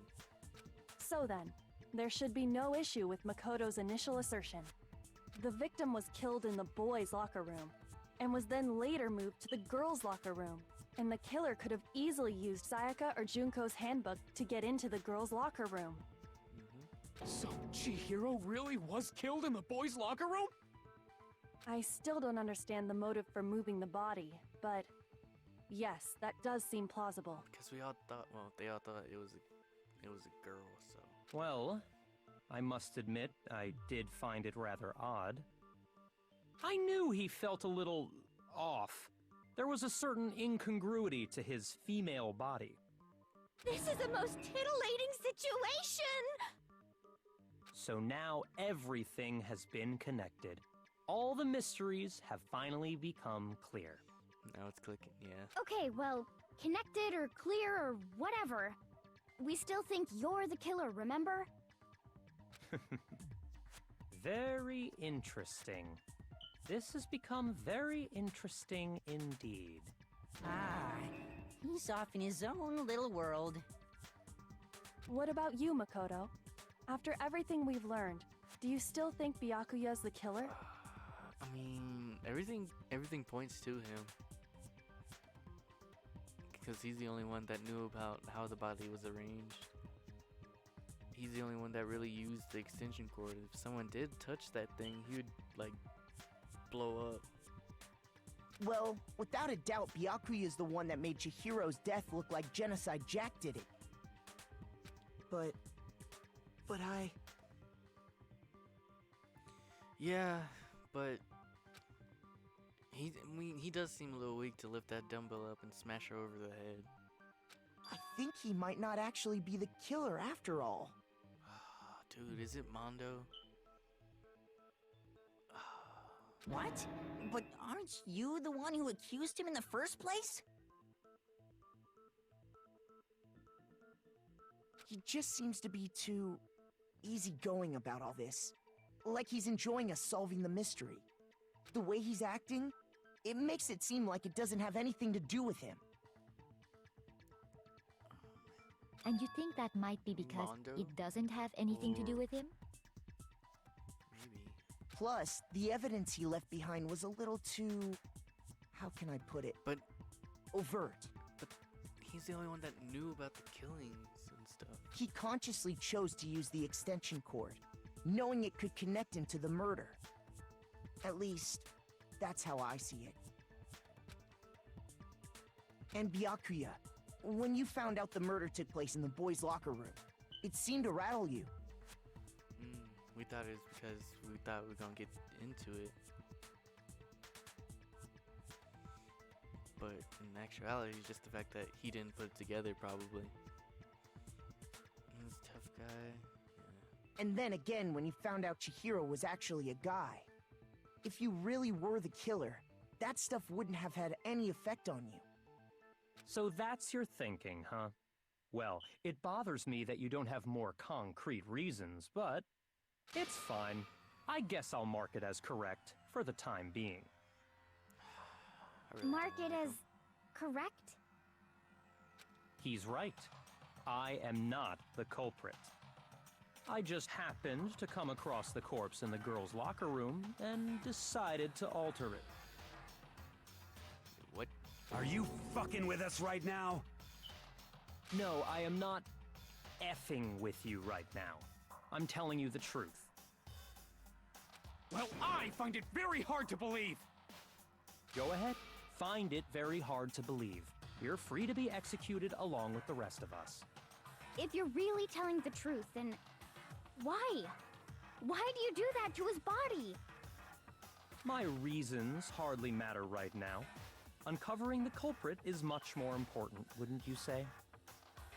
Now then, if it wasn't me, who was it?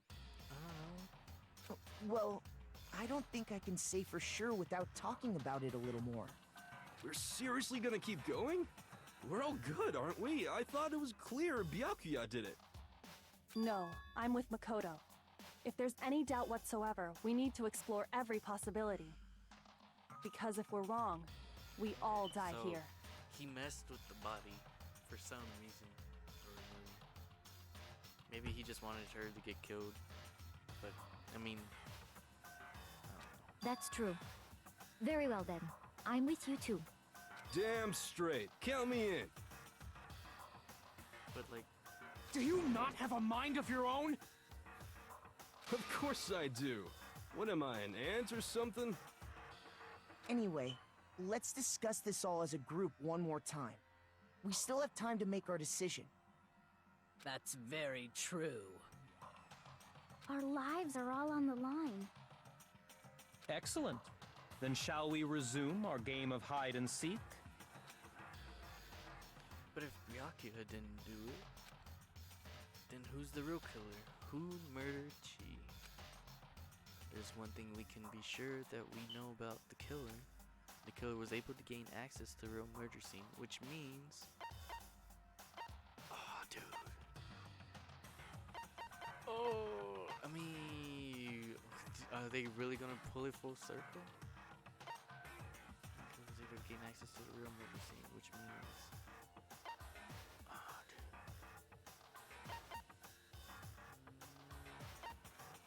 We already know it's not that.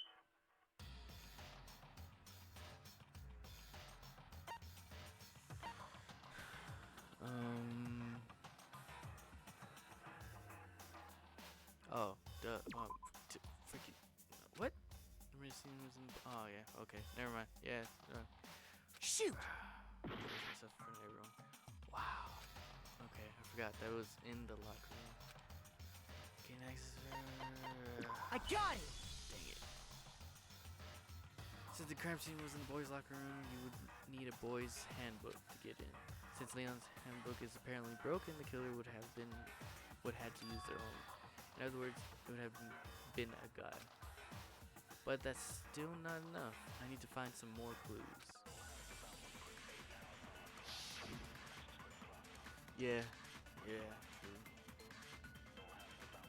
Okay, so that's the count. He was in the warehouse. Isn't there a single clue that might lead us to who did it? Well, clues are one thing, but did nobody get a look at the killer? I'm sure if someone saw the killer, they would have said something by now. Perhaps someone saw the victim at some point. Even that might be enough for now. Yes, Yeah. All we need right now is any kind of new info. It's over. It's all over. You want to know who saw the victim? The killer. And only the killer. And it's not like they're just gonna... Game over, man! Yay! No! Not game over! Isn't there a single clue that, well... Did nobody get... I'm sure if someone saw the... Perhaps someone saw the victim at... Yeah. It's over. It's all... You want to know who saw the victim? The killer. And only the... Whew. No, that's wrong.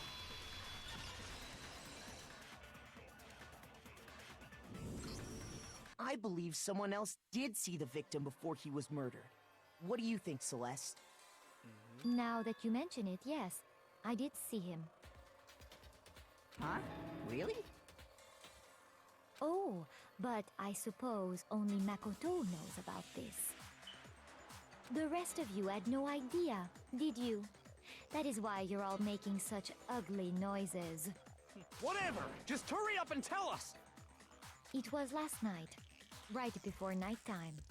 I saw Chihiro in the dormitory warehouse. I saw him stuffing a track jacket into a duffel bag. And then, I assume, he headed off to exercise. A track jacket and a duffel bag? But we didn't find anything like that at the murder scene. It seems likely that the culprit destroyed them to get rid of any evidence. And that is when he said something that struck me as rather odd. Well, I better get going. I'm kind of in a hurry. Chihiro told me he was in a hurry. But why would he be in a hurry? Only if someone were waiting for him, I should think. So, Mr. Fujisaki was on his way to meet with someone, and then they were going to work out together? Okay, so now it's coming together. He messed with the body afterwards, Byakuya. So we don't have to worry about, oh, who knows about the killer and stuff. And the only person that was like up to like help him get stronger was Mondo. But Hina and I had invited him to exercise with us plenty of times, and he always declined. Probably because he was afraid you'd find out the secret he was hiding, right? Which means that conversely, he must have trusted whoever he was meeting with very much. He made him happy. Enough so that he was willing to risk his That other secret time. being revealed. What a marvelous friendship! The point is, whoever he met up with is the culprit, right? So we just gotta figure out who it was. But knowing what we know, I can't even guess. No, you already have what you need to make the connection. Huh? You know who the killer is. Seriously? Who is it? Who's the killer? Think back to the track jacket and duffel bag the killer disposed of. Focus on the details of these items, and it should become obvious who was waiting for him.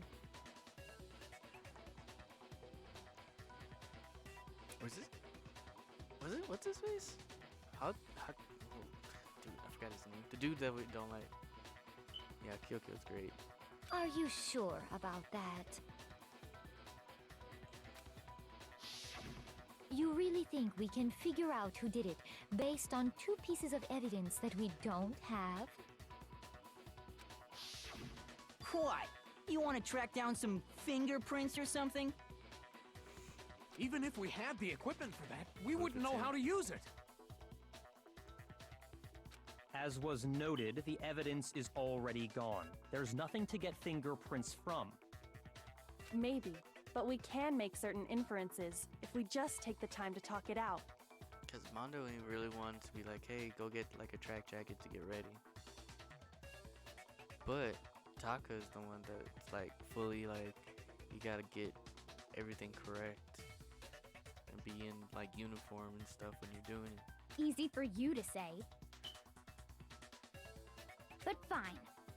Celeste, did you notice anything special about the bag or jacket?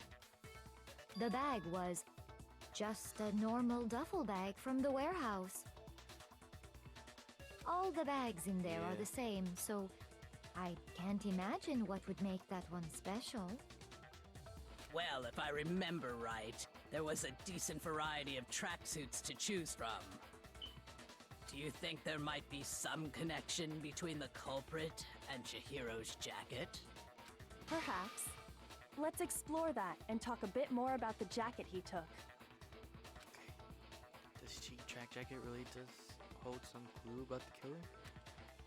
Somehow it's really hard to believe.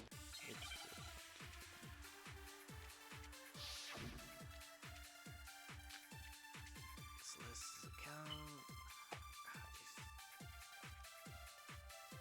First of all, we know where Chihiro was headed.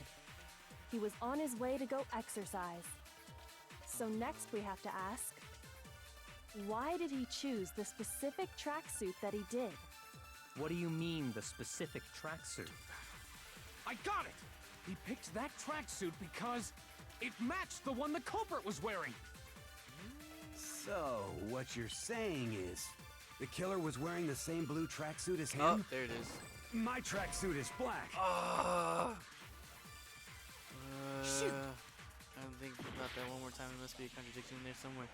See, we didn't say it was blue. First of all, we know where he was on his way, so next week, why did he choose? What do you mean, I got it! It matched the one the culprit was wearing. So, what you're saying is, the killer was wearing the same blue tracksuit? No, that's yeah. wrong.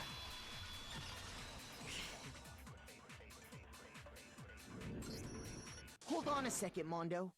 What did you just say? Uh-oh. Huh? What'd I say? What did you say? When Celeste testified a few minutes ago, she said... I saw him stuffing a track jacket into a duffel bag.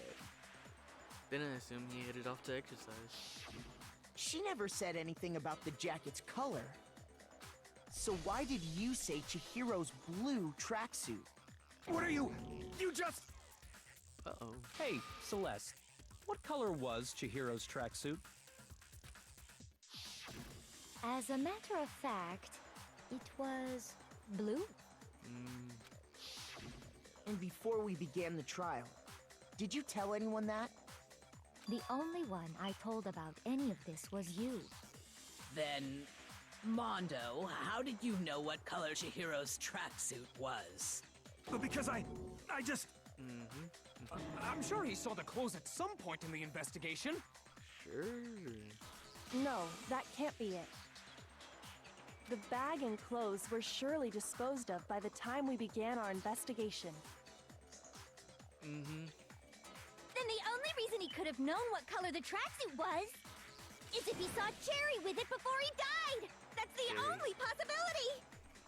Cherry? Are you talking about Chihiro? So, how about it? Did you see the tracksuit or didn't you? Just by chance. I just Stop. happened to see it last night. He walked past me, and he was carrying the tracksuit in his hands. But it was inside the duffel bag. He stuffed it in. No, that can't be it either. According to Celeste's testimony, He stuffed the jacket into her bag in a hurry. It was almost like she was trying to hide it. And just like that, she was gone. when Celeste noticed it, Chihiro made a point of making sure the jacket was completely in the bag. If you just ran into him briefly, you couldn't possibly have seen what color the tracksuit was. Yeah. It would appear you've dug your own grave. But why would he kill her? Kill him? Maybe Perhaps. because he was surprised. But it you was handed actually a him the dude. shovel, didn't you? That's why you said what you did. Focus on the tracksuit and it'll be obvious who he met with? What a bunch of nonsense. Ah, now I understand. It was all one big bluff, wasn't it? Your true intention was to draw a slip of the tongue from the culprit. That's why you said you knew who did it, to put them on edge. That's right. However, Mondo was my target all along.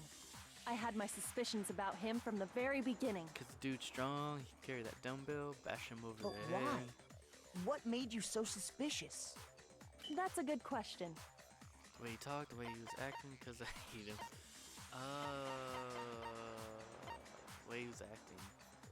Because if it wasn't him, and she got killed, then he would be like, just like going super crazy. I guess. There Well, was a guess certain not. turning point that tipped. Maybe you didn't notice it, Mondo, but you tend to refer to men and women differently. You only call guys dude. For girls, it's chick. Oh. And after Yeah, he the was way he killed, talked. you happened to refer to him as dude. Mm-hmm. Whenever we were talking in the thing, the dude had a complex. That's Once what I he picked said. up on that, it occurred to me that Mondo knew something we didn't. You noticed such a tiny detail? Are you a witch? She's a witch! You're I mean- positively frightful! I was wondering about that too, like why he called her dude, but I don't know. I didn't think anything of it. Yeah. No, I'm not the frightful one. Not nearly as frightful as someone capable of murdering a friend. Mondo, was it really you? Did you really kill Chihiro? Mm-hmm. I didn't kill anyone! Uh-oh. You've been all over me, judging everything I say, putting words in my mouth. Yeah. Yeah, that's like a one big person that we can't let go. What gives you the right to treat me like a goddamn criminal? Yeah! He would never do something like that! This is a false accusation! He's talking. It's true. My reasoning on that is pretty shaky. That was fast. Well, this does present us with a problem. It seems we are all out of leads. My time has nearly come. Oh yeah, he said he had something. That's what my little ghost friend is telling me. Is he talking about? Is he referring to Bizarre? Oh yeah, that reminds me. Hifumi, weren't you telling me Is you he found talking some about JoJo? evidence? Did he make that reference? Really? What kind of evidence?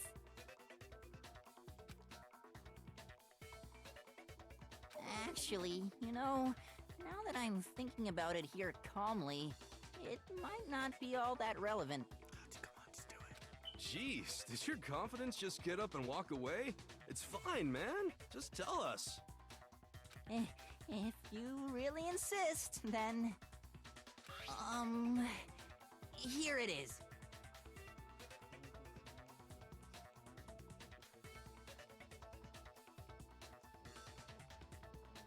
Yeah, true. What do you have there? Is it... Did he pick up What's-Your-Face's handbook? It happens to be an e-handbook. I found it laying on the ground, so I scooped it up. You found it on the ground, right? Then it must belong to its too. I got it! We know Chihiro's handbook was missing from the scene of the crime, right? For a fact. For a fact indeed. I was totally sure I'd found it. I really hope she doesn't turn on us. Which, by all accounts of everything that's been happening lately, especially with Sayaka, it probably will happen. Then it must hold some clue about the culprit, right?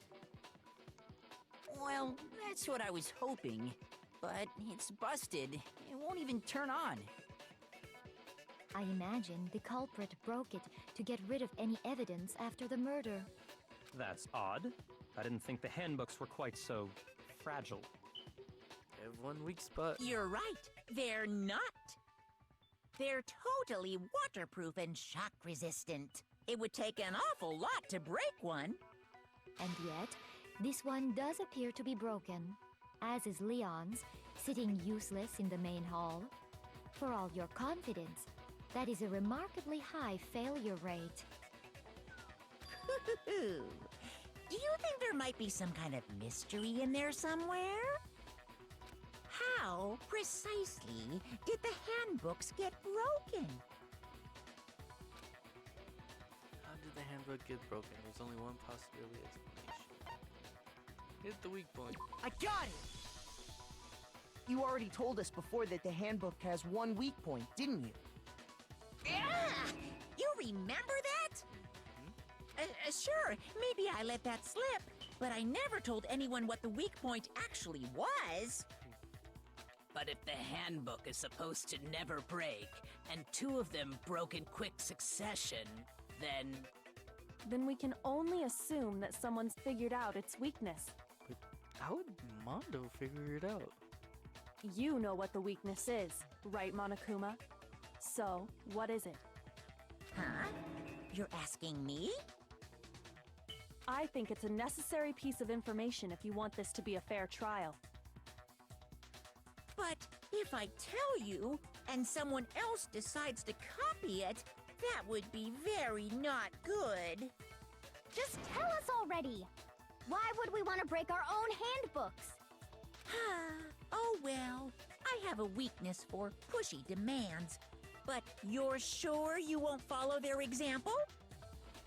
Then allow me to make a special announcement. The weak point of my cutting-edge e-handbook is... when it's exposed to high temperatures for too long, it will suffer a meltdown and totally break! Oh. Okay, Mondo had his handbook whenever he was inside the sauna and he figured that out. I flippin' knew it! You knew it? Yeah, 'cause I found the handbook laying on the floor of the sauna. The temperature in the sauna can reach over 200 degrees. Strange how you don't get burnt, huh? It's because as your sweat evaporates, it creates a cooling layer of air around your skin. If the hot air of the sauna were somehow pushed directly onto your skin, you'd definitely get fried. That layer of air would get blown away. That's why you may feel a burning when you move around. So when you're in a sauna, make sure to keep nice and still. Wow, interesting. I learned one new fact today. That is a mere trifling speck of knowledge. Anyway, if you found the victim's handbook in the sauna... Who else but Taka or Mondo? Then the killer must have been purposely trying to raise its temperature in order to break it. meaning the culprit somehow knew its weakness. But how'd they find out? Monokuma said he didn't tell anyone, right? Indeed. Quite the mystery. What if they found out by accident? What do you mean by accident? Like, try to do What if a the killer challenge? took their own handbook into the sauna, not knowing its weakness, and it broke? They'd realize it was broken, of course, and it wouldn't be hard to figure out why. And once they had Chihiro's handbook, they knew they had an easy way to dispose of it.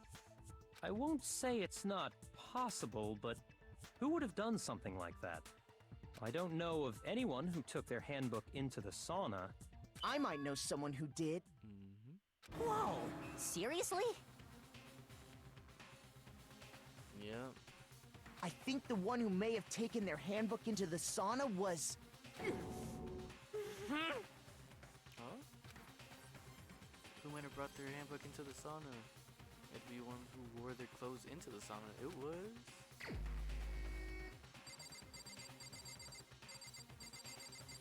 you. Here's my answer! Mondo, your handbook got broken in the sauna, didn't it? What? Why? Why do you keep accusing him? Mondo and Taka had an endurance contest in the sauna not too long ago, remember? And for the contest, Mondo just so happened to keep his school uniform on. But little did he realize, he'd also left his handbook in one of his uniform pockets. And when it was all over, Mondo discovered that taking your handbook into the sauna could easily destroy it. Shadow replication? No, wait, hold on. You've got it all wrong. He would never kill. I don't accept this. Show me the proof. The actual solid proof. I mean, I don't want to believe it either, but I found something that proves it beyond a shadow of a doubt. What was it?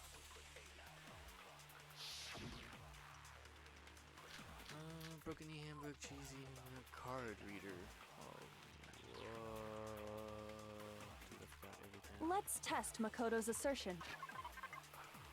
How do I change bullets again? If what he says is correct, then Mondo, you broke your own handbook. In other words, if Mondo's It's not square. handbook Was it this is one? actually broken, What the heck is that? then that proves that what Makoto said is right. Well, my goddamn handbook works just fine. I think that was it. See? Look! Makoto was wrong after all! Mondo wouldn't hurt a fly!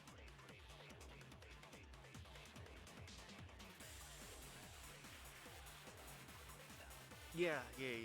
It's L1 slow down time. I'm trying to change my bullet.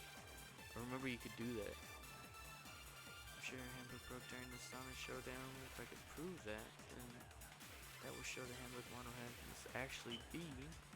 Let's test It's not square. Makoto's assertion. Options. There we go. Oh, you hold down L1. That's what it was. That's what it was. Okay.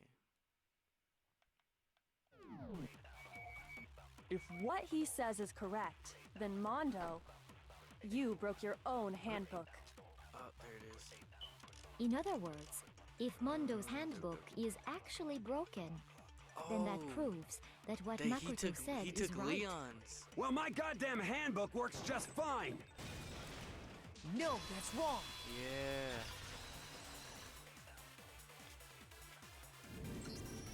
Mondo, the handbook you have right now, is it really yours? The fuck is that supposed to mean? The broken handbook that was in the main hall.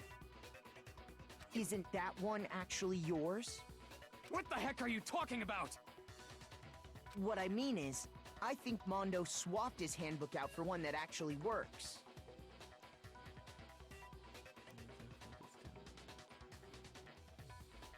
Yeah. I think he took Leon's handbook and replaced it with his own. After all, Monokuma said himself that Leon's handbook never should have broken. That's right! The punishment it suffered wasn't nearly enough to destroy it. Holding down L1 makes it to where I change my bullet. Holding down R1 makes it to where I slow down time. But I don't have a lot of time to slow down because, well, I don't have a lot of stuff. So then, R1. the broken handbook in the main hall is actually Mondo's. Which would mean that the handbook Mondo has right now is actually Leon's, yes? But doesn't that violate the school regulation that says loaning out your handbook is prohibited? Because Leon's dead. Well, here's how I look at it. Yeah, I mean, supposedly, Sakura's helps me slow down better, and Kyokyo gives me, I think, more time. I think, or after that, it replenishes better. That's why I put him. There is a rule about loaning your handbook to another student, but if they're dead, they're not a student. Nope. It's kind of a gray area, I admit. But no worries. If anything, it just makes things more interesting. As such, I decree that exchanging handbooks with a corpse is not a violation of the rules. Well, Mondo, if I'm wrong about this, you're welcome to say so. And this is where he goes stupid. I'm happy to admit I made a mistake, but... Son of a bitch! Mm-hmm. What's wrong, bro? Come on! Tell him he's wrong! You are wrong! You have to be wrong! Everything you just said is wrong! You made it all up! All of it. All of it. Okay, then why don't we look back on this case one more time, from the beginning? That way, everything will become clear, and we'll all see if I was right or wrong. Oh yeah, putting together the thing. Okay.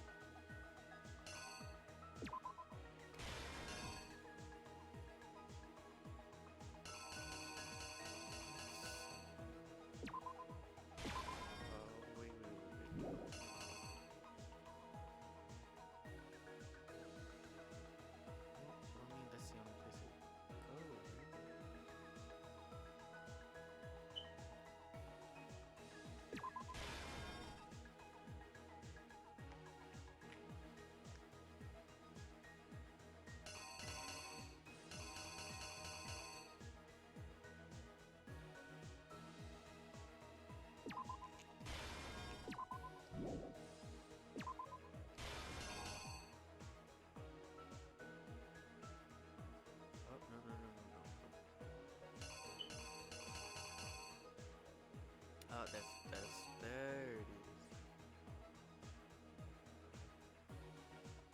This one goes right here.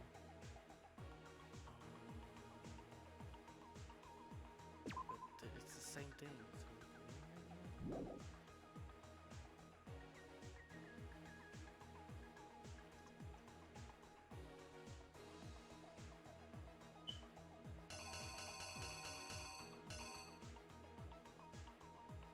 So.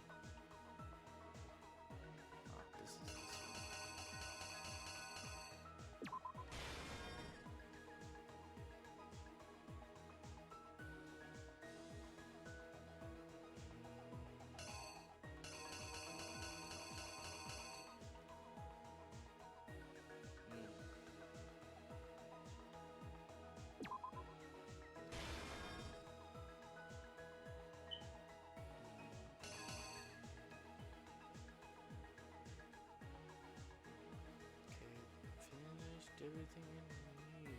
Okay. Just making sure.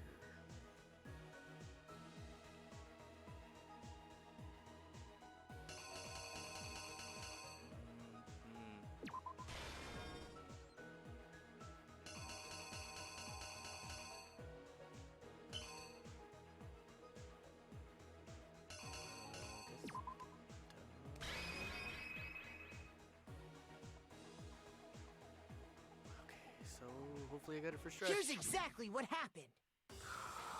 First, let's take a look back to before the incident. For sure, here we go. Last night, Celeste saw Chihiro in the warehouse, correct? At the time, she was apparently stuffing something into a duffel bag. That something was a blue tracksuit. You can confirm this, right, Celeste? Mm-hmm. Uh-oh. Didn't mess up some. With bag in hand, Chihiro headed out, even though it was officially nighttime. She made her way to the locker room, specifically the boys' locker room.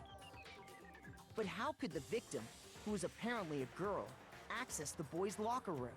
Because she was a guy. Oh no. Oh, I see we have to rearrange the events in case. Dang it. Okay, so.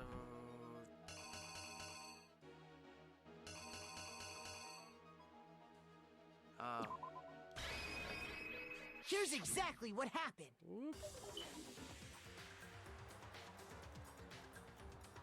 With bag in hand, Chihiro headed out, Unless that's the even same thing though I it put was down. officially nighttime. Oh, please don't tell me it's the same thing I put down.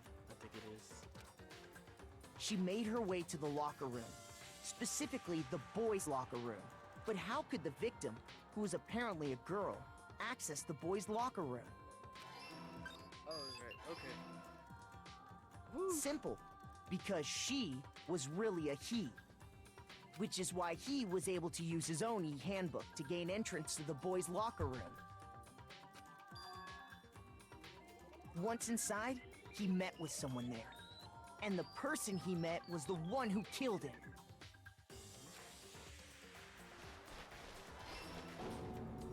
It seems likely that the killer grabbed the nearby dumbbell, approached the unsuspecting Chihiro, and attacked him. And that's where the bloodstains on the poster and carpeting in the boys' locker room came from.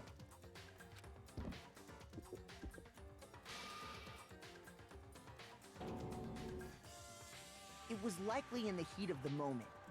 The body was arranged, but the murder itself felt unplanned.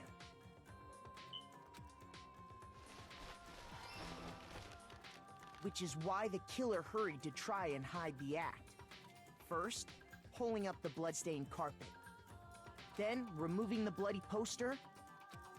Oh no. I didn't have a reason why I need to rearrange this. Okay, so what would fit better? Well, I mean,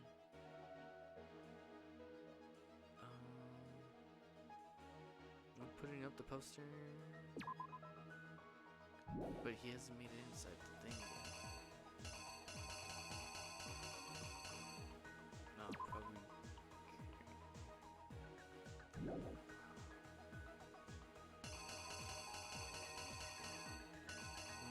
That one didn't fit. That it's only that one or this one.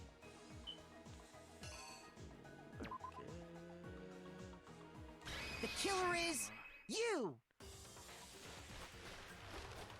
Which is why the killer hurried to try and hide the act. First, pulling up the bloodstained carpet. Then, removing the bloody poster. Oh, it's the handbook thing. He took the handbook, right? The killer is you! The killer took the handbook. Which is why the killer hurried to try and hide the act. Then, removing the bloody poster. What? How? Because I did this one. That means something over here is wrong. Okay,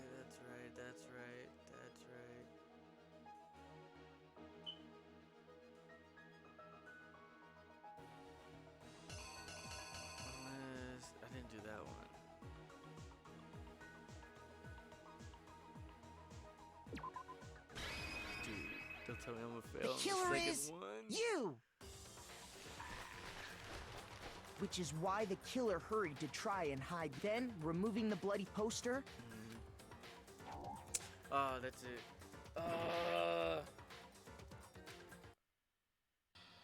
Nobody believes me. Nobody wants to hear what I have to say. Then when the class trial felicity adjourned, now is the reveal who's the blackened. Is that it? Did I lose? The one with the most votes is... Oh, wow. I died. Not the blackened, too bad. Woo. Looks like the real killer gets to graduate. Congratulations. On the other hand, everyone else must be punished. Is this really the end for all of us? Man. What do you say? You want to give it another? Yeah. I refuse to give up yet. Okay, let's try this again from the top. Okay.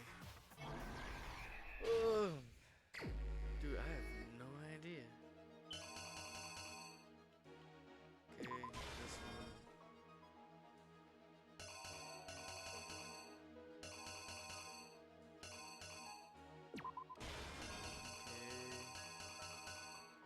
Okay. That's right, that's right. That's right.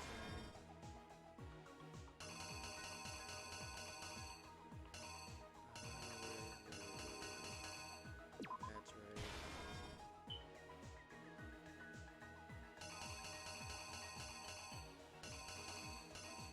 That's right. Unless I do the girls.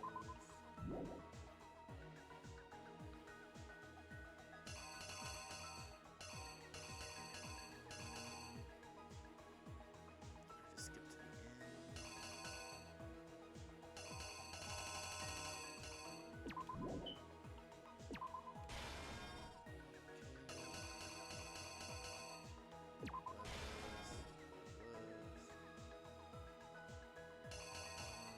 Last thing on the floor, what's this? The sun.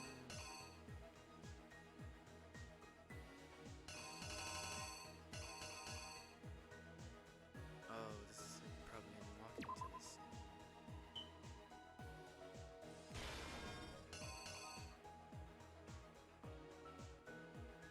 Okay.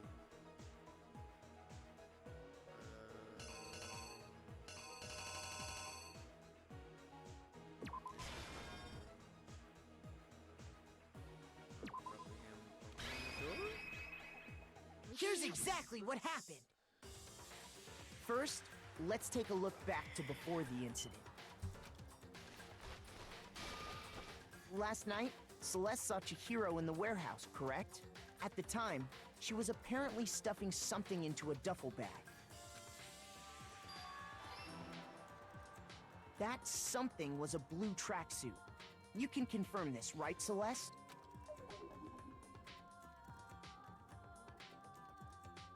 With bag in hand, Chihiro headed out, even though it was officially nighttime. She made her way to the locker room, specifically the boys' locker room. But how could the victim, who was apparently a girl, access the boys' locker room? Simple, because she was really a he, which is why he was able to use his own e-handbook to gain entrance to the boys' locker room. Skipped it a bit. Once inside, he met with someone there.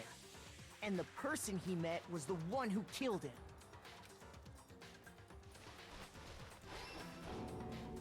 It seems likely that the killer grabbed the nearby dumbbell, approached the unsuspecting Chihiro, and attacked him. And that's where the bloodstains on the poster and carpeting in the boys' locker room came from.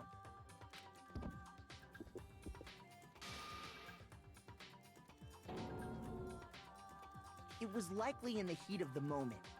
The body was arranged, but the murder itself felt unplanned.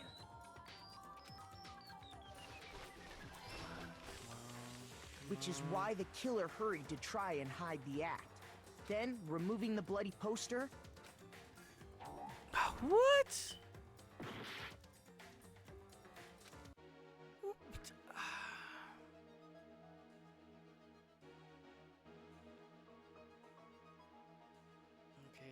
That's right. That's I don't know. I don't know. I know it's not that because apparently he didn't do that. The girl door, right? Maybe. Probably.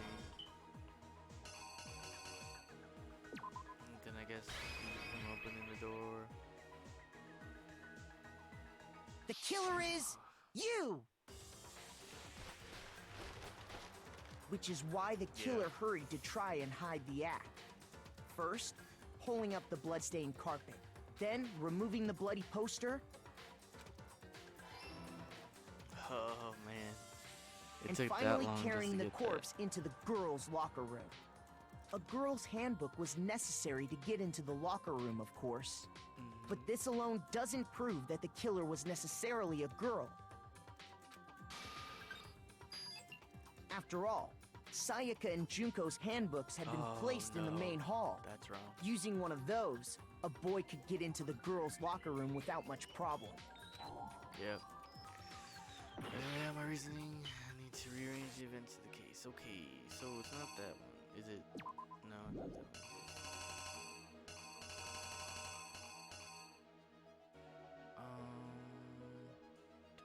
Then. Okay, let's see. Get that right. Okay, so he's rolling everything up, putting it in the girl's locker room. Could he have put the post? Yeah, the poster. Okay, put the poster up, put her body there. He comes along, gets the extension cord, puts her body up, yada yada. He walks to the sauna, the door matches, throws the thing in.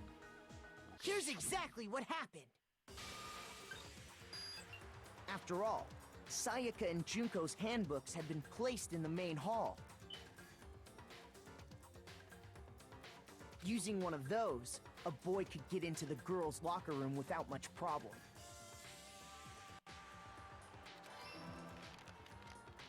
Yeah. And that's exactly how the killer did it. With the carpet and the poster they brought with them, they got to work.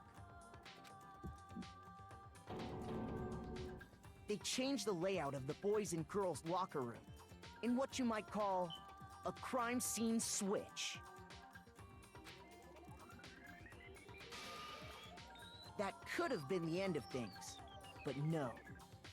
Byakuya discovered the body and decided to intervene in the situation, making things even more complicated.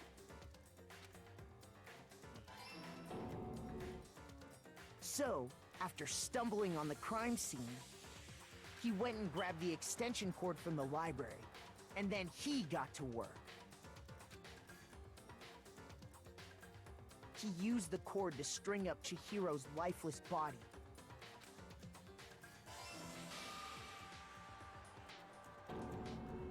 Then, using the victim's own blood, he left a grisly message there at the scene of the crime. He wanted to create the illusion that Genocide Jack was responsible for the slaughter. And around the same time that Byakuya was putting together this facade, the killer, having already disposed of Chihiro's bag and other belongings, arrived there. They planned to destroy the last piece of evidence, Chihiro's handbook.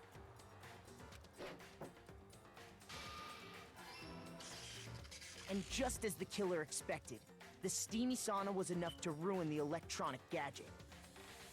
Somehow, the killer knew that the handbook couldn't stand up to the heat of the sauna. And the reason they knew that is because the sauna had already wrecked their own handbook. And that's how it all played out.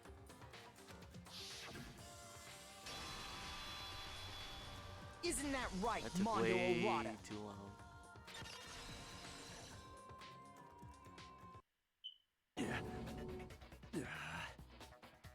Wait! No! This can't be right! Oh, okay. Where's your evidence? Yeah! Where's your evidence? Let me see your handbook. You need evidence! You need proof! Mondo, let me see your Without any handbook. proof, you can't pin any of this on him! evidence that Mondo is the killer. They already revealed itself earlier in the trial. If I can somehow show where Mondo's handbook is right now. Once I do that, everything will become clear. New element has been added. Yes, bullet time battles. Let's talk a little bit about Fever Time and Nega Time. Huh. That's... Did they really have to name it that? The...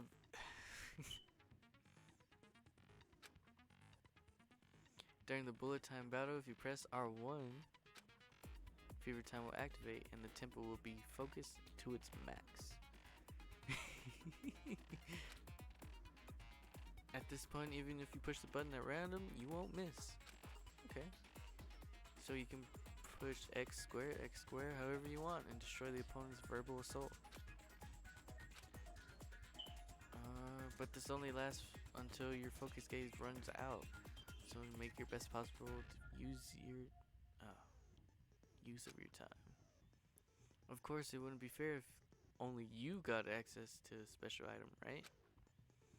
So we also prepared something called that word, because you know it's a very risky word. Time that your opponent can use. If the opponent activates the time during the bullet time battle, your tempo marker will disappear, making it quite a bit tougher to hit the buttons in rhythm. If you were to activate Fever Time at this point, no, never mind. I'm sure nothing would happen. I don't even know what I'm worried about. Unsurprisingly, if your action difficulty is set to gentle, the opponent won't use that time. Well then, good luck and have fun.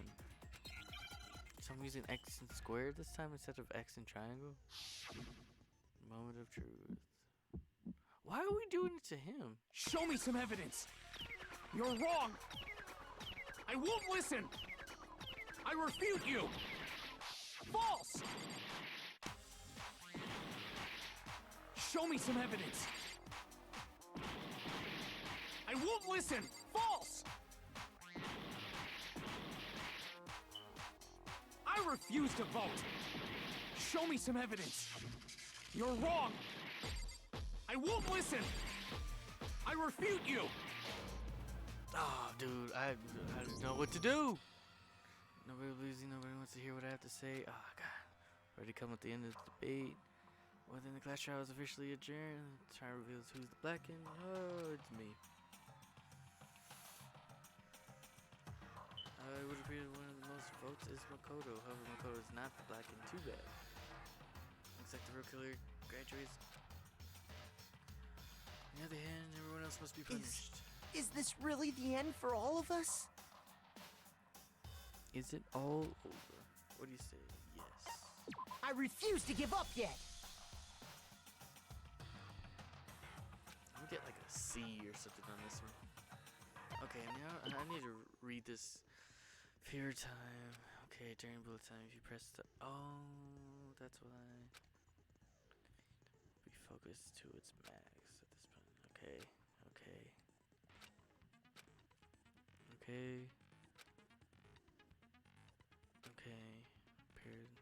Okay. Negative. Right. Tempo marker will disappear. Okay. See, I was pressing L1. I mean, yeah. Pressing L1 instead of R1. Oh, never mind. Nothing will happen.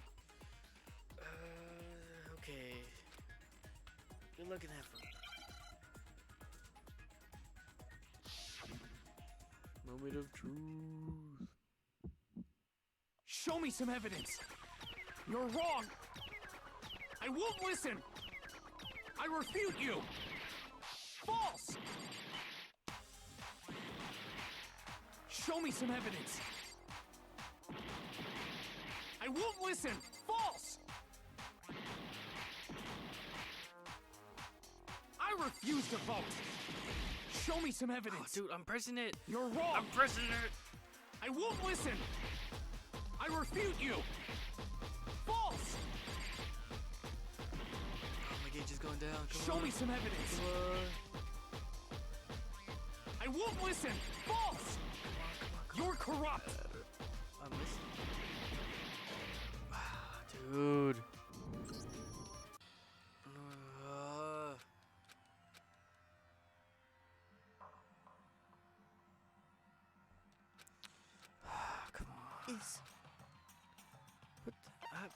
I refuse to give up yet.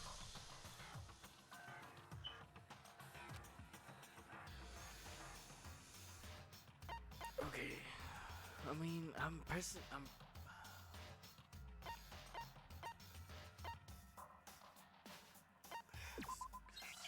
just go. Yeah, the tempo, but like I'm pressing the button, and it's just like, well, yeah, whatever. Show me some evidence.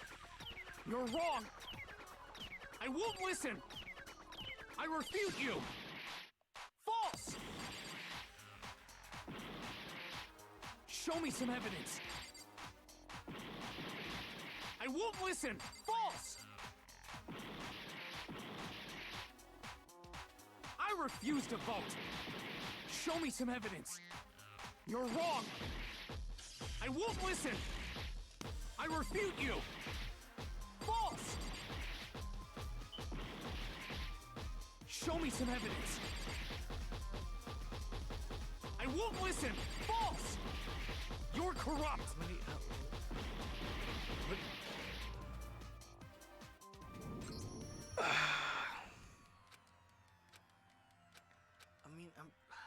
I'm doing it, like.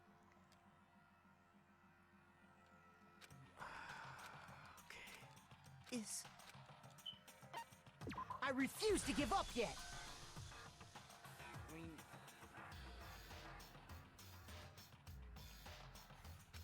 oh yeah, but that's what I'm doing. But if you said it's said whenever you're holding down R1, it doesn't matter. But yeah, okay, let's just run through it again. Let's see what a bit of favoritism. Favoritism will activate, and the tempo will be forced to its max. At this point, even if you press the button at random, you won't miss. You can press X wherever you want and destroy the opponent's vertical soul. Focus gauge turns out on the best use of your time. Be fair. Yeah, okay. Period that opponent can use. Time battle, your typical marker will disappear, making it quite a bit tougher for buttons and rhythm. Activate fever. At this point, no, never mind. I'm sure nothing would happen.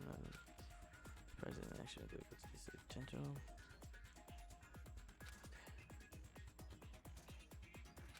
Okay, so I guess I won't. Okay, let's just. Okay, come on. Show me some evidence. You're wrong. I won't listen. I refute you. False. Show me some evidence. I won't listen. False. I refuse to vote.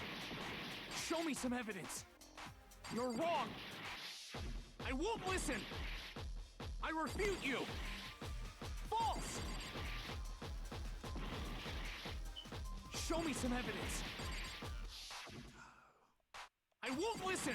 False. You're corrupt. What?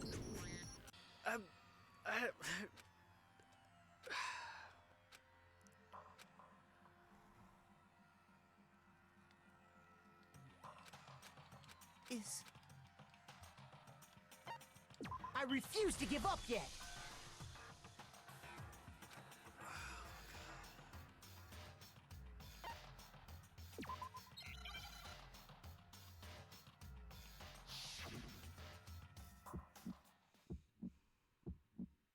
Show me some evidence.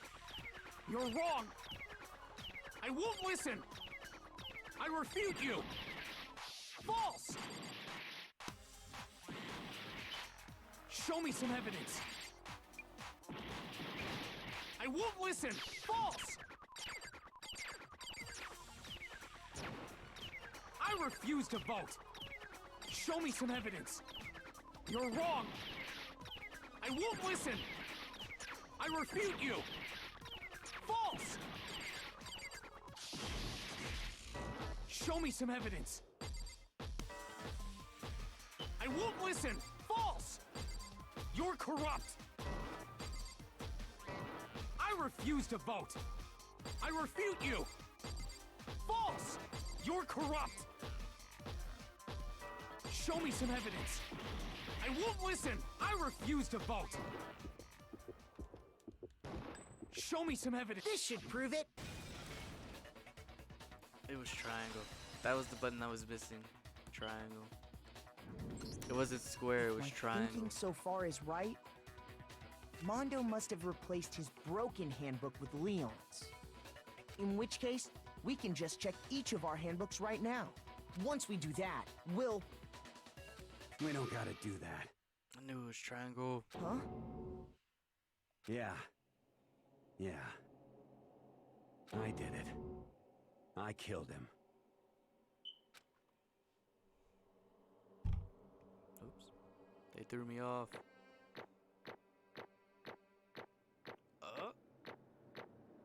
Ooh.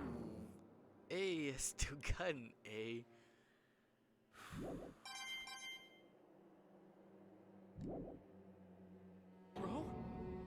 Bro, what are you saying? I got no choice, man. After hearing all that, I gotta just give up. Go ahead, Monokuma. Get it over with. Bro. Ask for the goddamn verdict. Roger that! Wait! Hold on! The only friend he's ever had is about to die.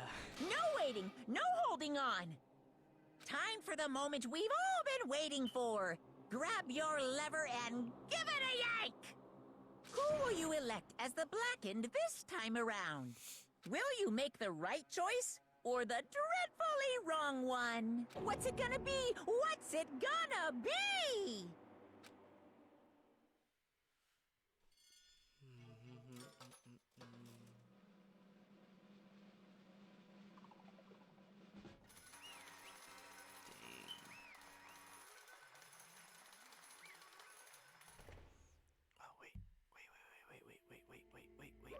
What?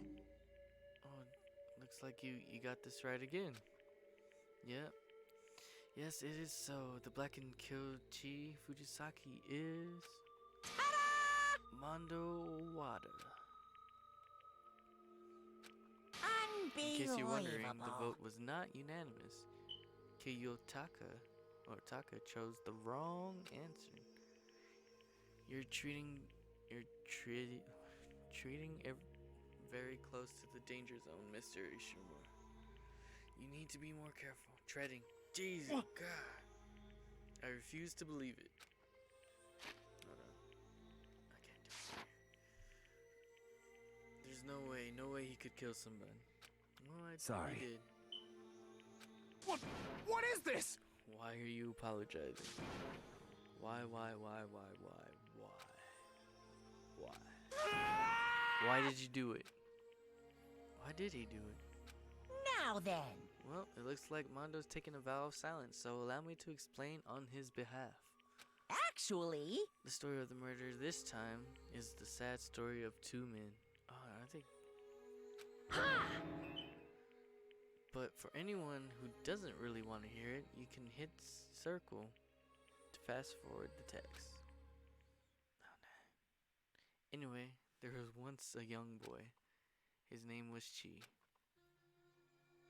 He had an extreme inferiority complex regarding his own lack of strength.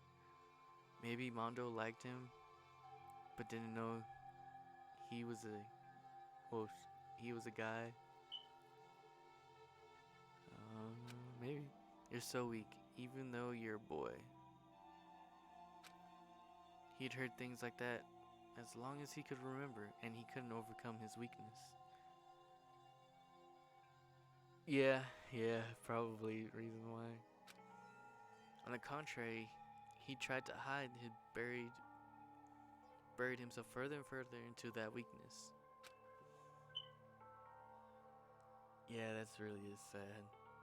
To take on the fragile form of a petite young girl. He had chosen this as his way out.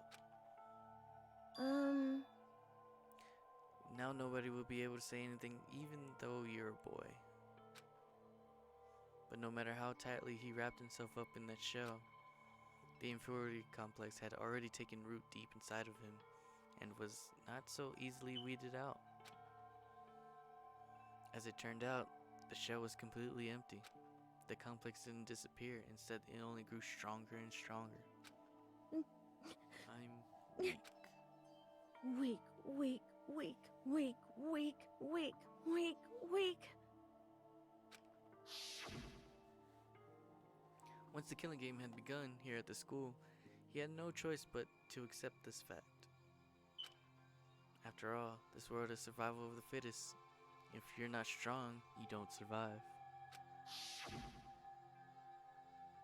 And then the lovely and hateful Monokuma announced the revealing of the embarrassing secrets.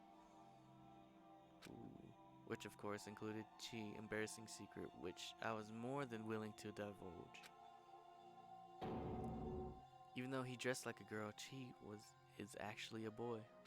Hey, And that was something Chi couldn't let anyone find out, no matter the cost. If that was revealed, it would be the end. The hardened shell would crack, the armor would fall away. Without a doubt, those around him would torture him more than ever before. Everyone figured being thrust into such a dilemma must have sent him spiraling into despair. What? And yet, I'm sorry. I don't really want to talk about it right now. But I also don't want to leave things the way they are. So maybe I can talk about it later. After I try my best to become strong, then I can tell everyone.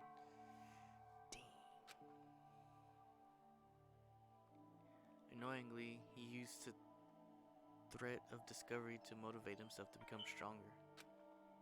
that's right.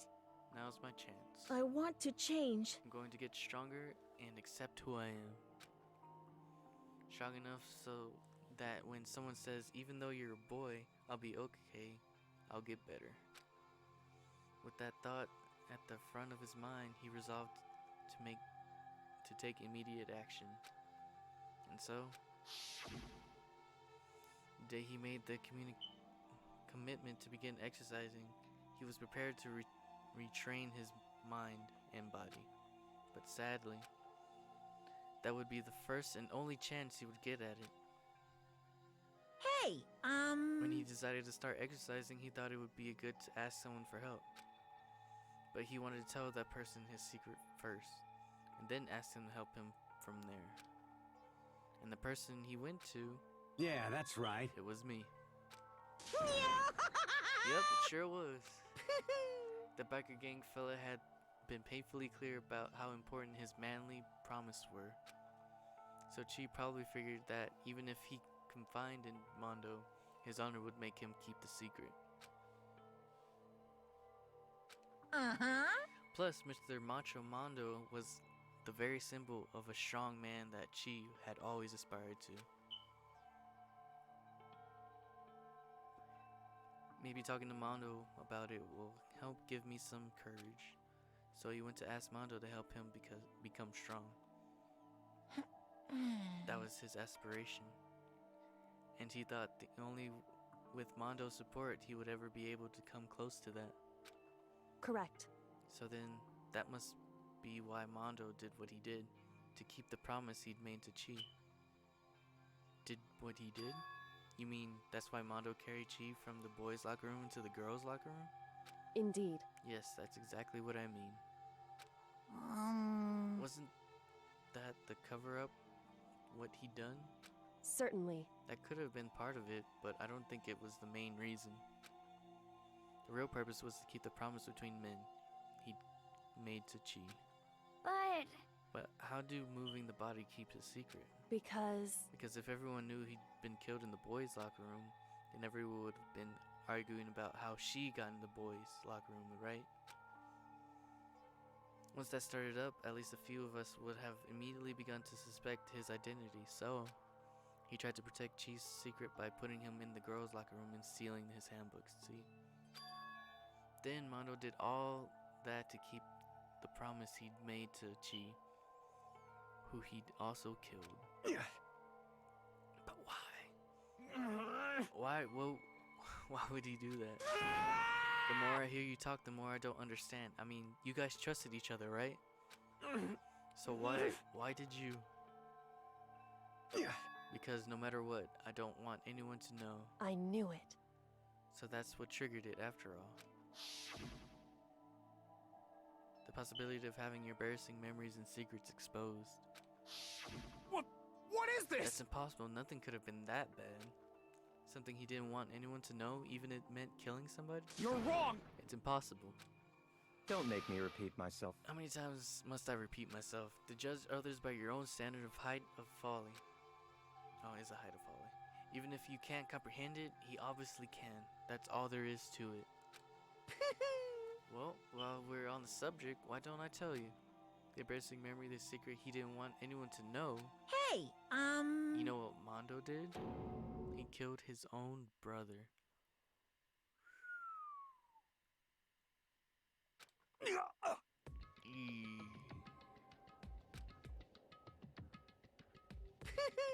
Mondo, the ultimate biker gang leader, makes all the hoodlums and riffraff across the country tremble. But the only reason he had the chance to join a gang in the first place is because of a certain someone. Mondo's older brother was name was Daya Owada. Mondo had nothing but respect for him. It's because of Daya that Mondo ever got on a motorcycle. Mondo's brother was his only family growing up. He was the only one Mondo could trust or respect. He wanted to measure up to his big brother, so he imitated him in everything he did. Mondo was the epitome of the starry-eyed kid brother. Meanwhile, the charismatic older brother had put together a local motorcycle gang. And before anyone knew it, it had grown into the biggest biker gang in the country. Daya, the older brother, number 1 in the gang, and his number 2, his younger brother, Mondo. In the beginning, everything was peaches and gravy. But when Mondo started to think about how he would have to take over the gang from his brother someday, his brother's greatness, his reputation began to gnaw on Mondo's very soul. The kid's gonna take over for Daya, huh? Daya created this gang with his bare hands. Mondo's just along for the ride. Can someone like that really be our leader? All that'll do is make the gang look bad. Almost every day, Mondo heard the gossip and whispers of every other member of the gang. Which is why I gotta get stronger. Stronger than Daya. Once, just one time. No matter what, I gotta win. Don't fuck with me. I don't care what it takes, I gotta come out on top. And on the night of his amazing brother's retirement ceremony, Mondo challenged him to a street race. But during the race, tragedy struck. The kid brother pushed ahead with reckless abandon, eager for victory, and dashed into the oncoming traffic. But suddenly,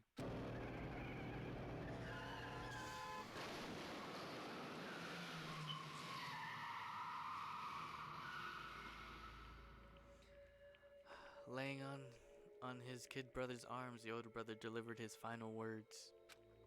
My bad, kid. I fucked up. Sorry. Of course he knew it was his brother's fault, but Daya never blamed him for what happened. Hey kid, the rest is up to you. No matter what, you gotta keep the gang together. Cause it's the team, you and me, put together. It's a promise between men. He decided to hide the truth of what happened from everyone else in the gang, in order to keep the gang together and keep the promise to his brother. He could never admit to anyone that it was his own weakness that had caused the accident. And as a result, the team was made even stronger under the banner of the kid who'd bested his big brother. Daya was gonna lose to his kid brother, so he got stupid and got himself killed. That became the explanation for what happened. Mondo's lie became the truth. He wanted to lead the team so bad he was willing to tell all the kinds of lies about his brother. I I'm strong. Strong.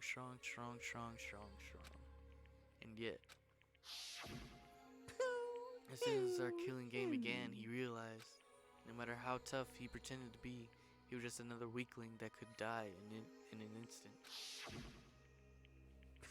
And then the lovely and hateful Monokuma announced the revealing of the embarrassment secrets. Embarrassing. And at the point it was clear I would have no problem shedding light on his secret. Mondo killed his own older brother. No matter what, I couldn't let the other gang members find out. If that happened, everything would have been ruined. Everything me and my brother had worked to create would have been destroyed. His death, all the guilt I've been carrying around, it would all have been for nothing. So that's why. Mondo. After I saw what Monokuma had on me, my head was filled up with a kind of fuzzy uneasiness, and just started swirling around. I've never felt anything like it before. I didn't know what to do about it. I wasn't sure what to think or say, but after a while, that fuzzy uneasiness turned itself into a rock-hard lump of anxiety way down in my stomach. And it was right around then that Chi asked me to start working out with him. And right there, he told me a secret. Seriously? Jesus. I'm sorry. I'm sorry I lied to you. But why? Why now? Why are you telling me this all of a sudden? Huh? Because, I mean, you've kept the secret all this time, right? If anyone found out, you would... But... You're right, but... I want to change. I wrapped myself in lies. I'm weak. I want to destroy that version of me forever. His words were like a knife to my gut, in my gut. I feel like he was exposing the lie I'd been living myself. I have to change. I don't want to be weak anymore. You're so strong, it can't hurt you, right? Whatever secret Monokuma might tell us. You piece of... So what, you're saying I should just say it? What? You're saying what? If I really am, I should be able to tell everyone my secret? Huh? Uh-oh. I was jealous. I was jealous of Chi's strength. He had the strength to face his own weakness and try to overcome it. It was the kind of strength I've never had. I was so jealous of him. And that jealousy broke me. What? Are you making fun of me? I'm strong. You fucking with me right now? No! I'm not making fun of you. You really are strong, Mondo. I feel like I could hear something starting to creep. Something inside my head. What did he want me to do? What was I supposed to do? Was I supposed to just sit back and let my secret get revealed and ruin everything? What's wrong?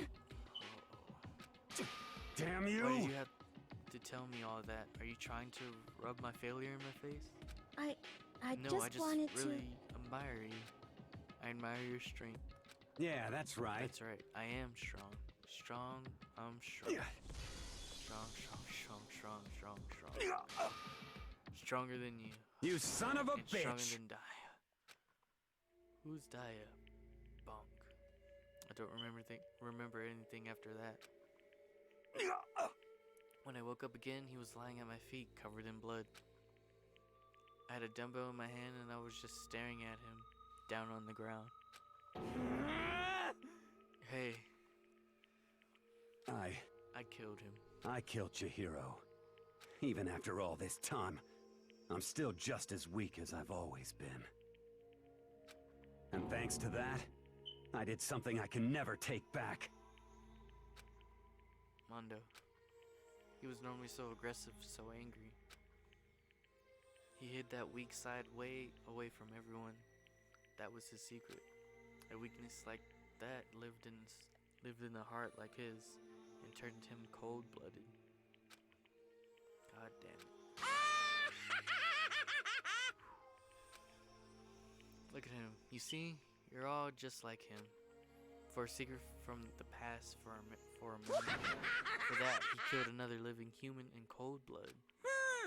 He couldn't cut free from his regrets from the outside world. He doesn't know what true strength is. Do you see hope anywhere in there? 'Cause I sure don't. You bastard. Just shut up, you son of a bitch. Go ahead and say it again. I dare you. Don't do it, man. Yep. Okay? I'll say it as many times as I want. Is that what I want to say? But, unfortunately, I can't do that right now because it's time for punishing. It's fast approaching. Punishing? It can't be. You mean execution. Well now, well now, well That's now, what I well promised now. you, right? The blackening that disturbs the peace will be punished. Ridiculous. Hold on. Now then, I've prepared a very special punishment. For Mondo Awala, the ultimate biker gang leader. Hold up. Can I? No. Come on. Well, I'm trying to turn down the music volume because I have it on YouTube and it automatically just like flags it. But oh well. No, wait. Let's give it everything we've got. It's punishment time! Said what? Sorry, man. I couldn't keep the promise we made. From one man to another.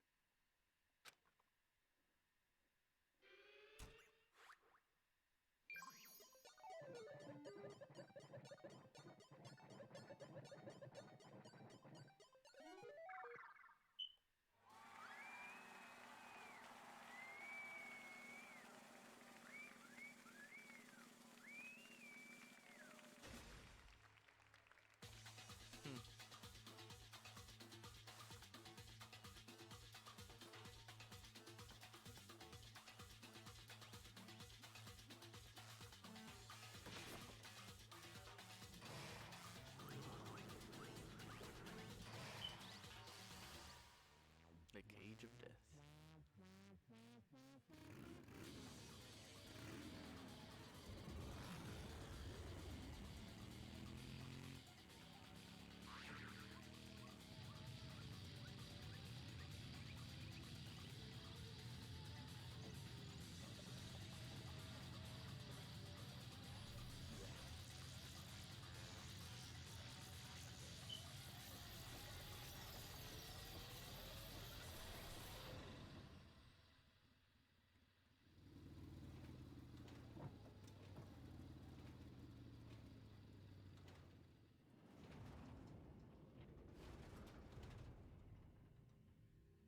Where's his body?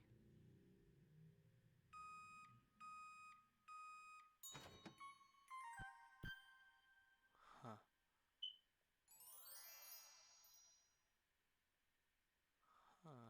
Okay.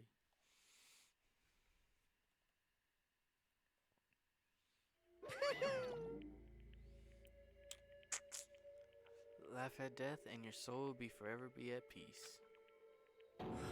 It can't be. My brother. Another murder and another execution. I want to feel again. Everyone's lives are taken so lightly here. I feel like I might be going mad. Maybe I'll just let it happen. Uh-oh. Calm down, Taka. Don't do something stupid. As Taka's sad screams invaded our skulls, we were each forced to realize once again. But he, of course, had to. What a disappointment. Is this the end of the game? Byakuya?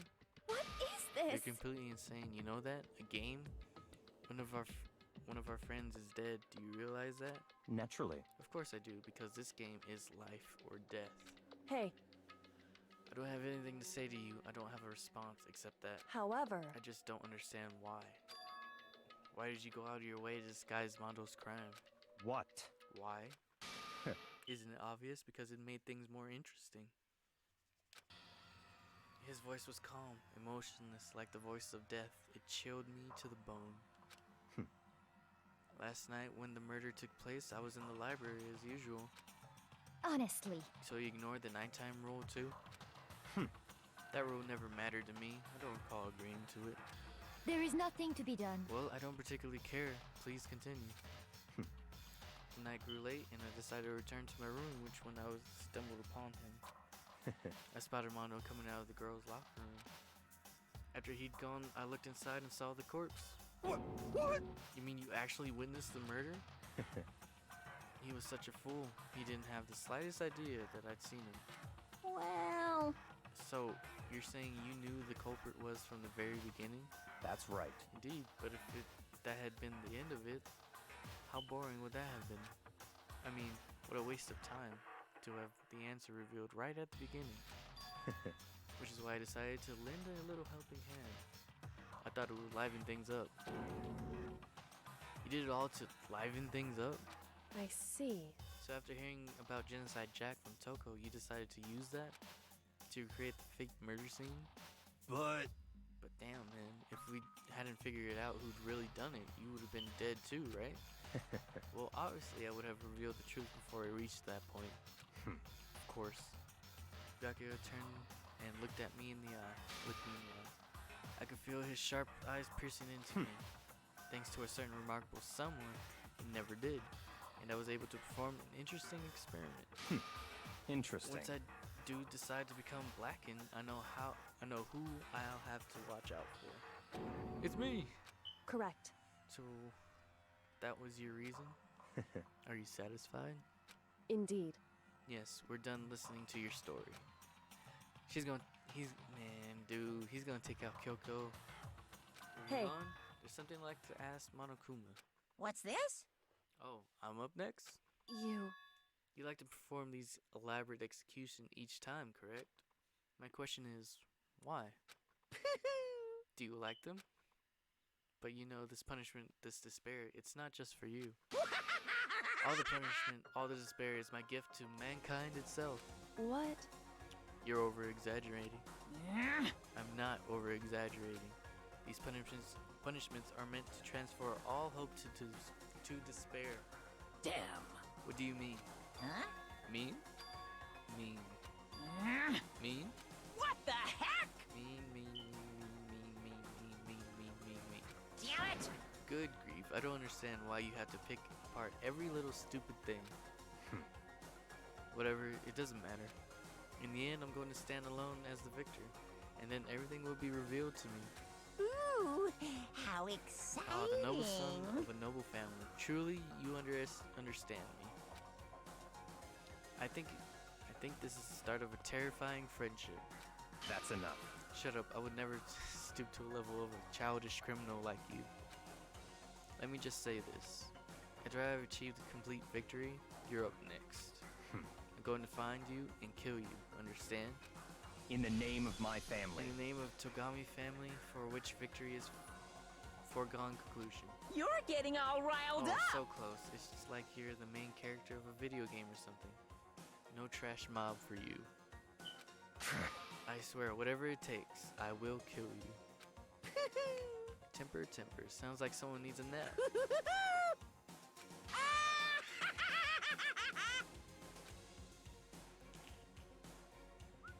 Monokuma laughter peeled across the courtroom and the curtain closed the case Chi and Mondo. But I knew that wasn't the end.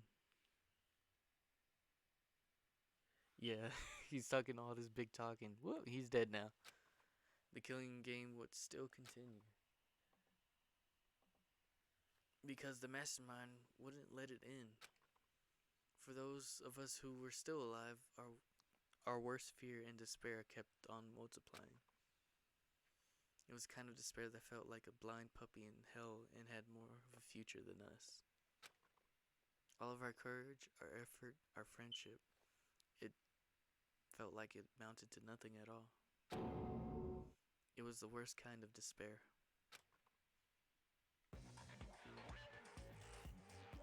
Well, anyway, like I was saying, this is a pretty good spot. Yeah, a really good spot. Anyway, isn't it amazing how that girl went and killed someone before things even had a chance to get boring? Once things really get moving, It'll be like a roller coaster. There won't be any stopping it. Fear and despair charge forward at a speed nothing can hope to match. But I must admit, I'm disappointed.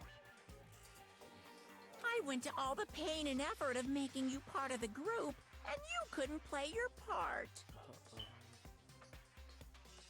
So we do got a You traitor. do remember you were supposed to make the first move, right? Well, no biggie. Nothing we can do about it now, so just do your best to make things more exciting from now on, okay? After all, that's what everyone wants to see. There's one thing I like to ask you. As long as you don't want to know my measurements, fire away. Who is it? The 16th high school student, I mean. Ooh. My, you really took me by surprise there. I know I said you could ask anything, but...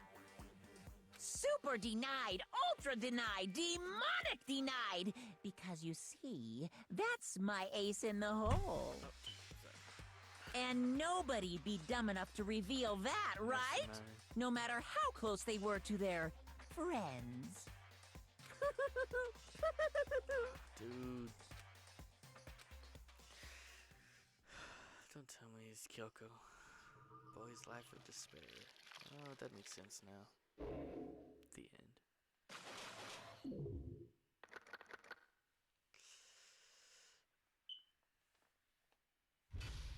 To be continued. Alright. Crazy Diamond. Woo. Yes. 2 of a kind. 10 left. Dude. It's crazy.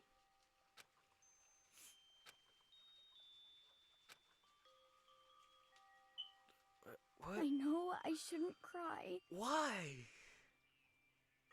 But I've had enough. I can't take it anymore. Getting out of here anytime soon.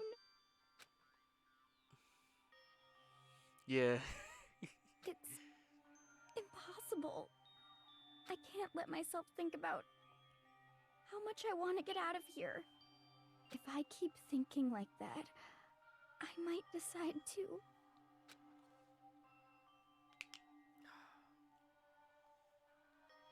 Oi. Donuts. I need to eat some donuts. They'll cheer me up. Oh, glazed donuts, twisty donuts, jelly donuts, greenfield donuts, donut holes, my last sodas. Okay. Oh God of donuts, I'm praying for a wonderful encounter. So, I'm sorry. Please forgive me for breaking the nighttime rule. But right now, for me, donuts are absolutely necessary. Oh no. Huh? Oh dude, she's gonna get shot. Huh?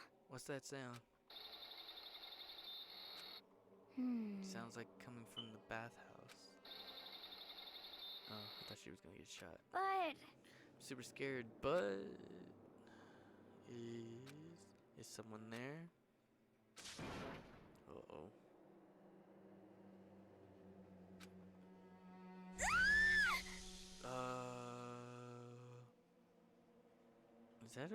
Is that what's your face's? Well, what's his face's face?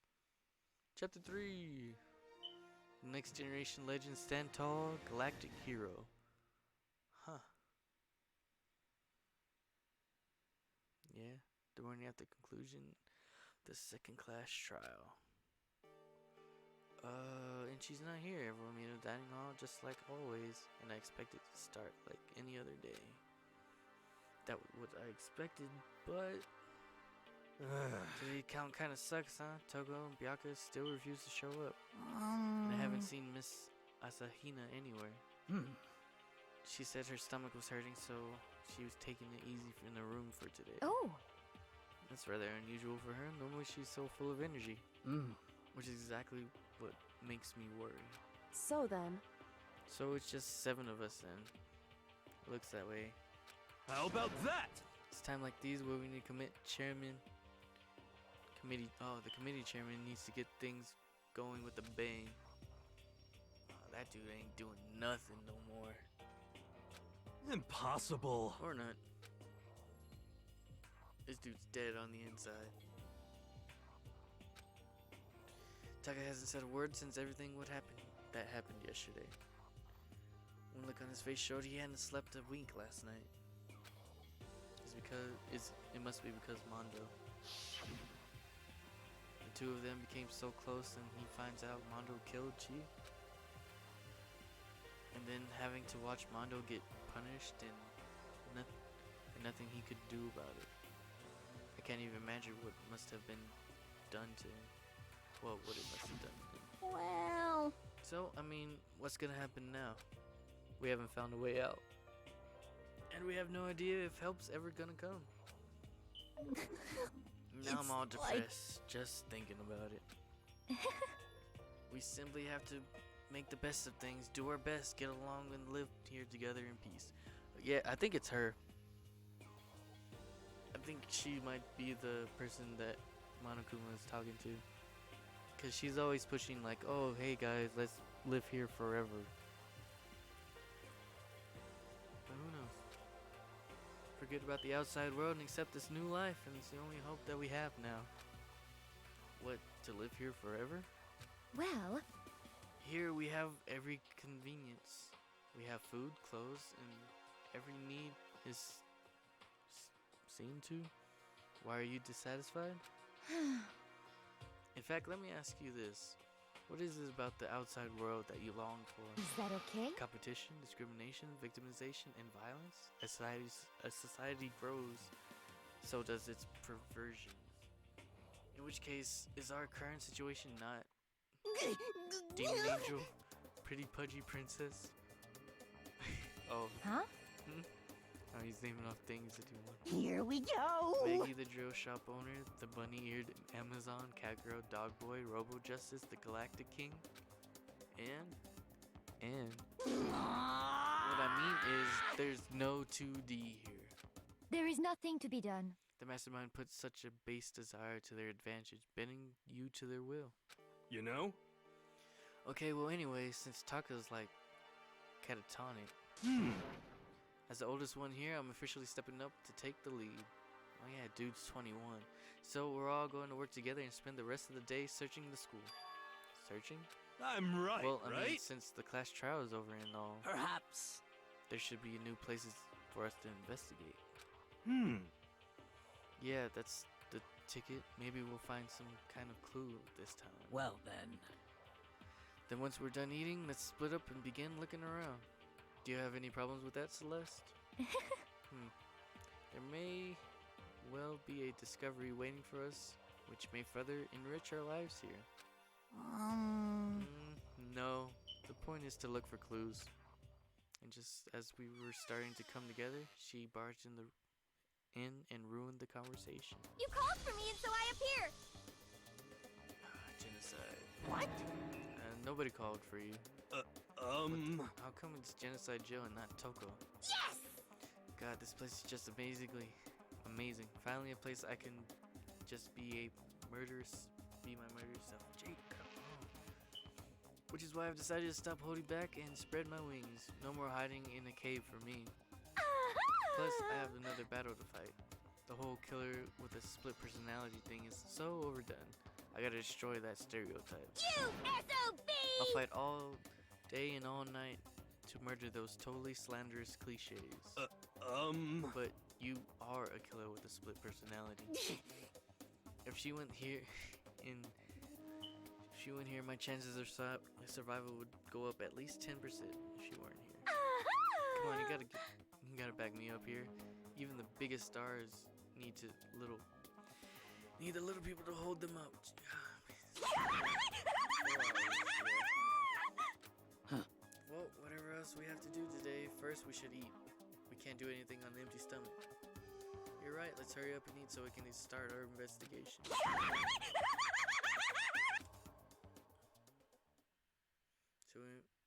So we were forced to eat breakfast with a murderer, and after our much needed but very annoying meal, we set to work looking around the school.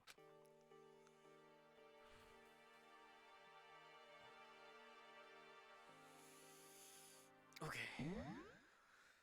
Where's it? Oh, yeah.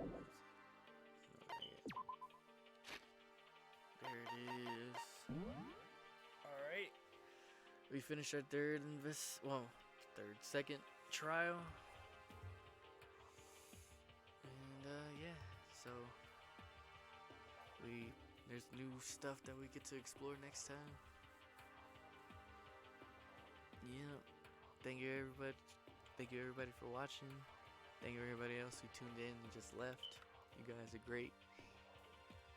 Thank you Jin Soto again for following. Everybody have a great night. I'm gonna save one more time. Unfortunately I have work tomorrow, so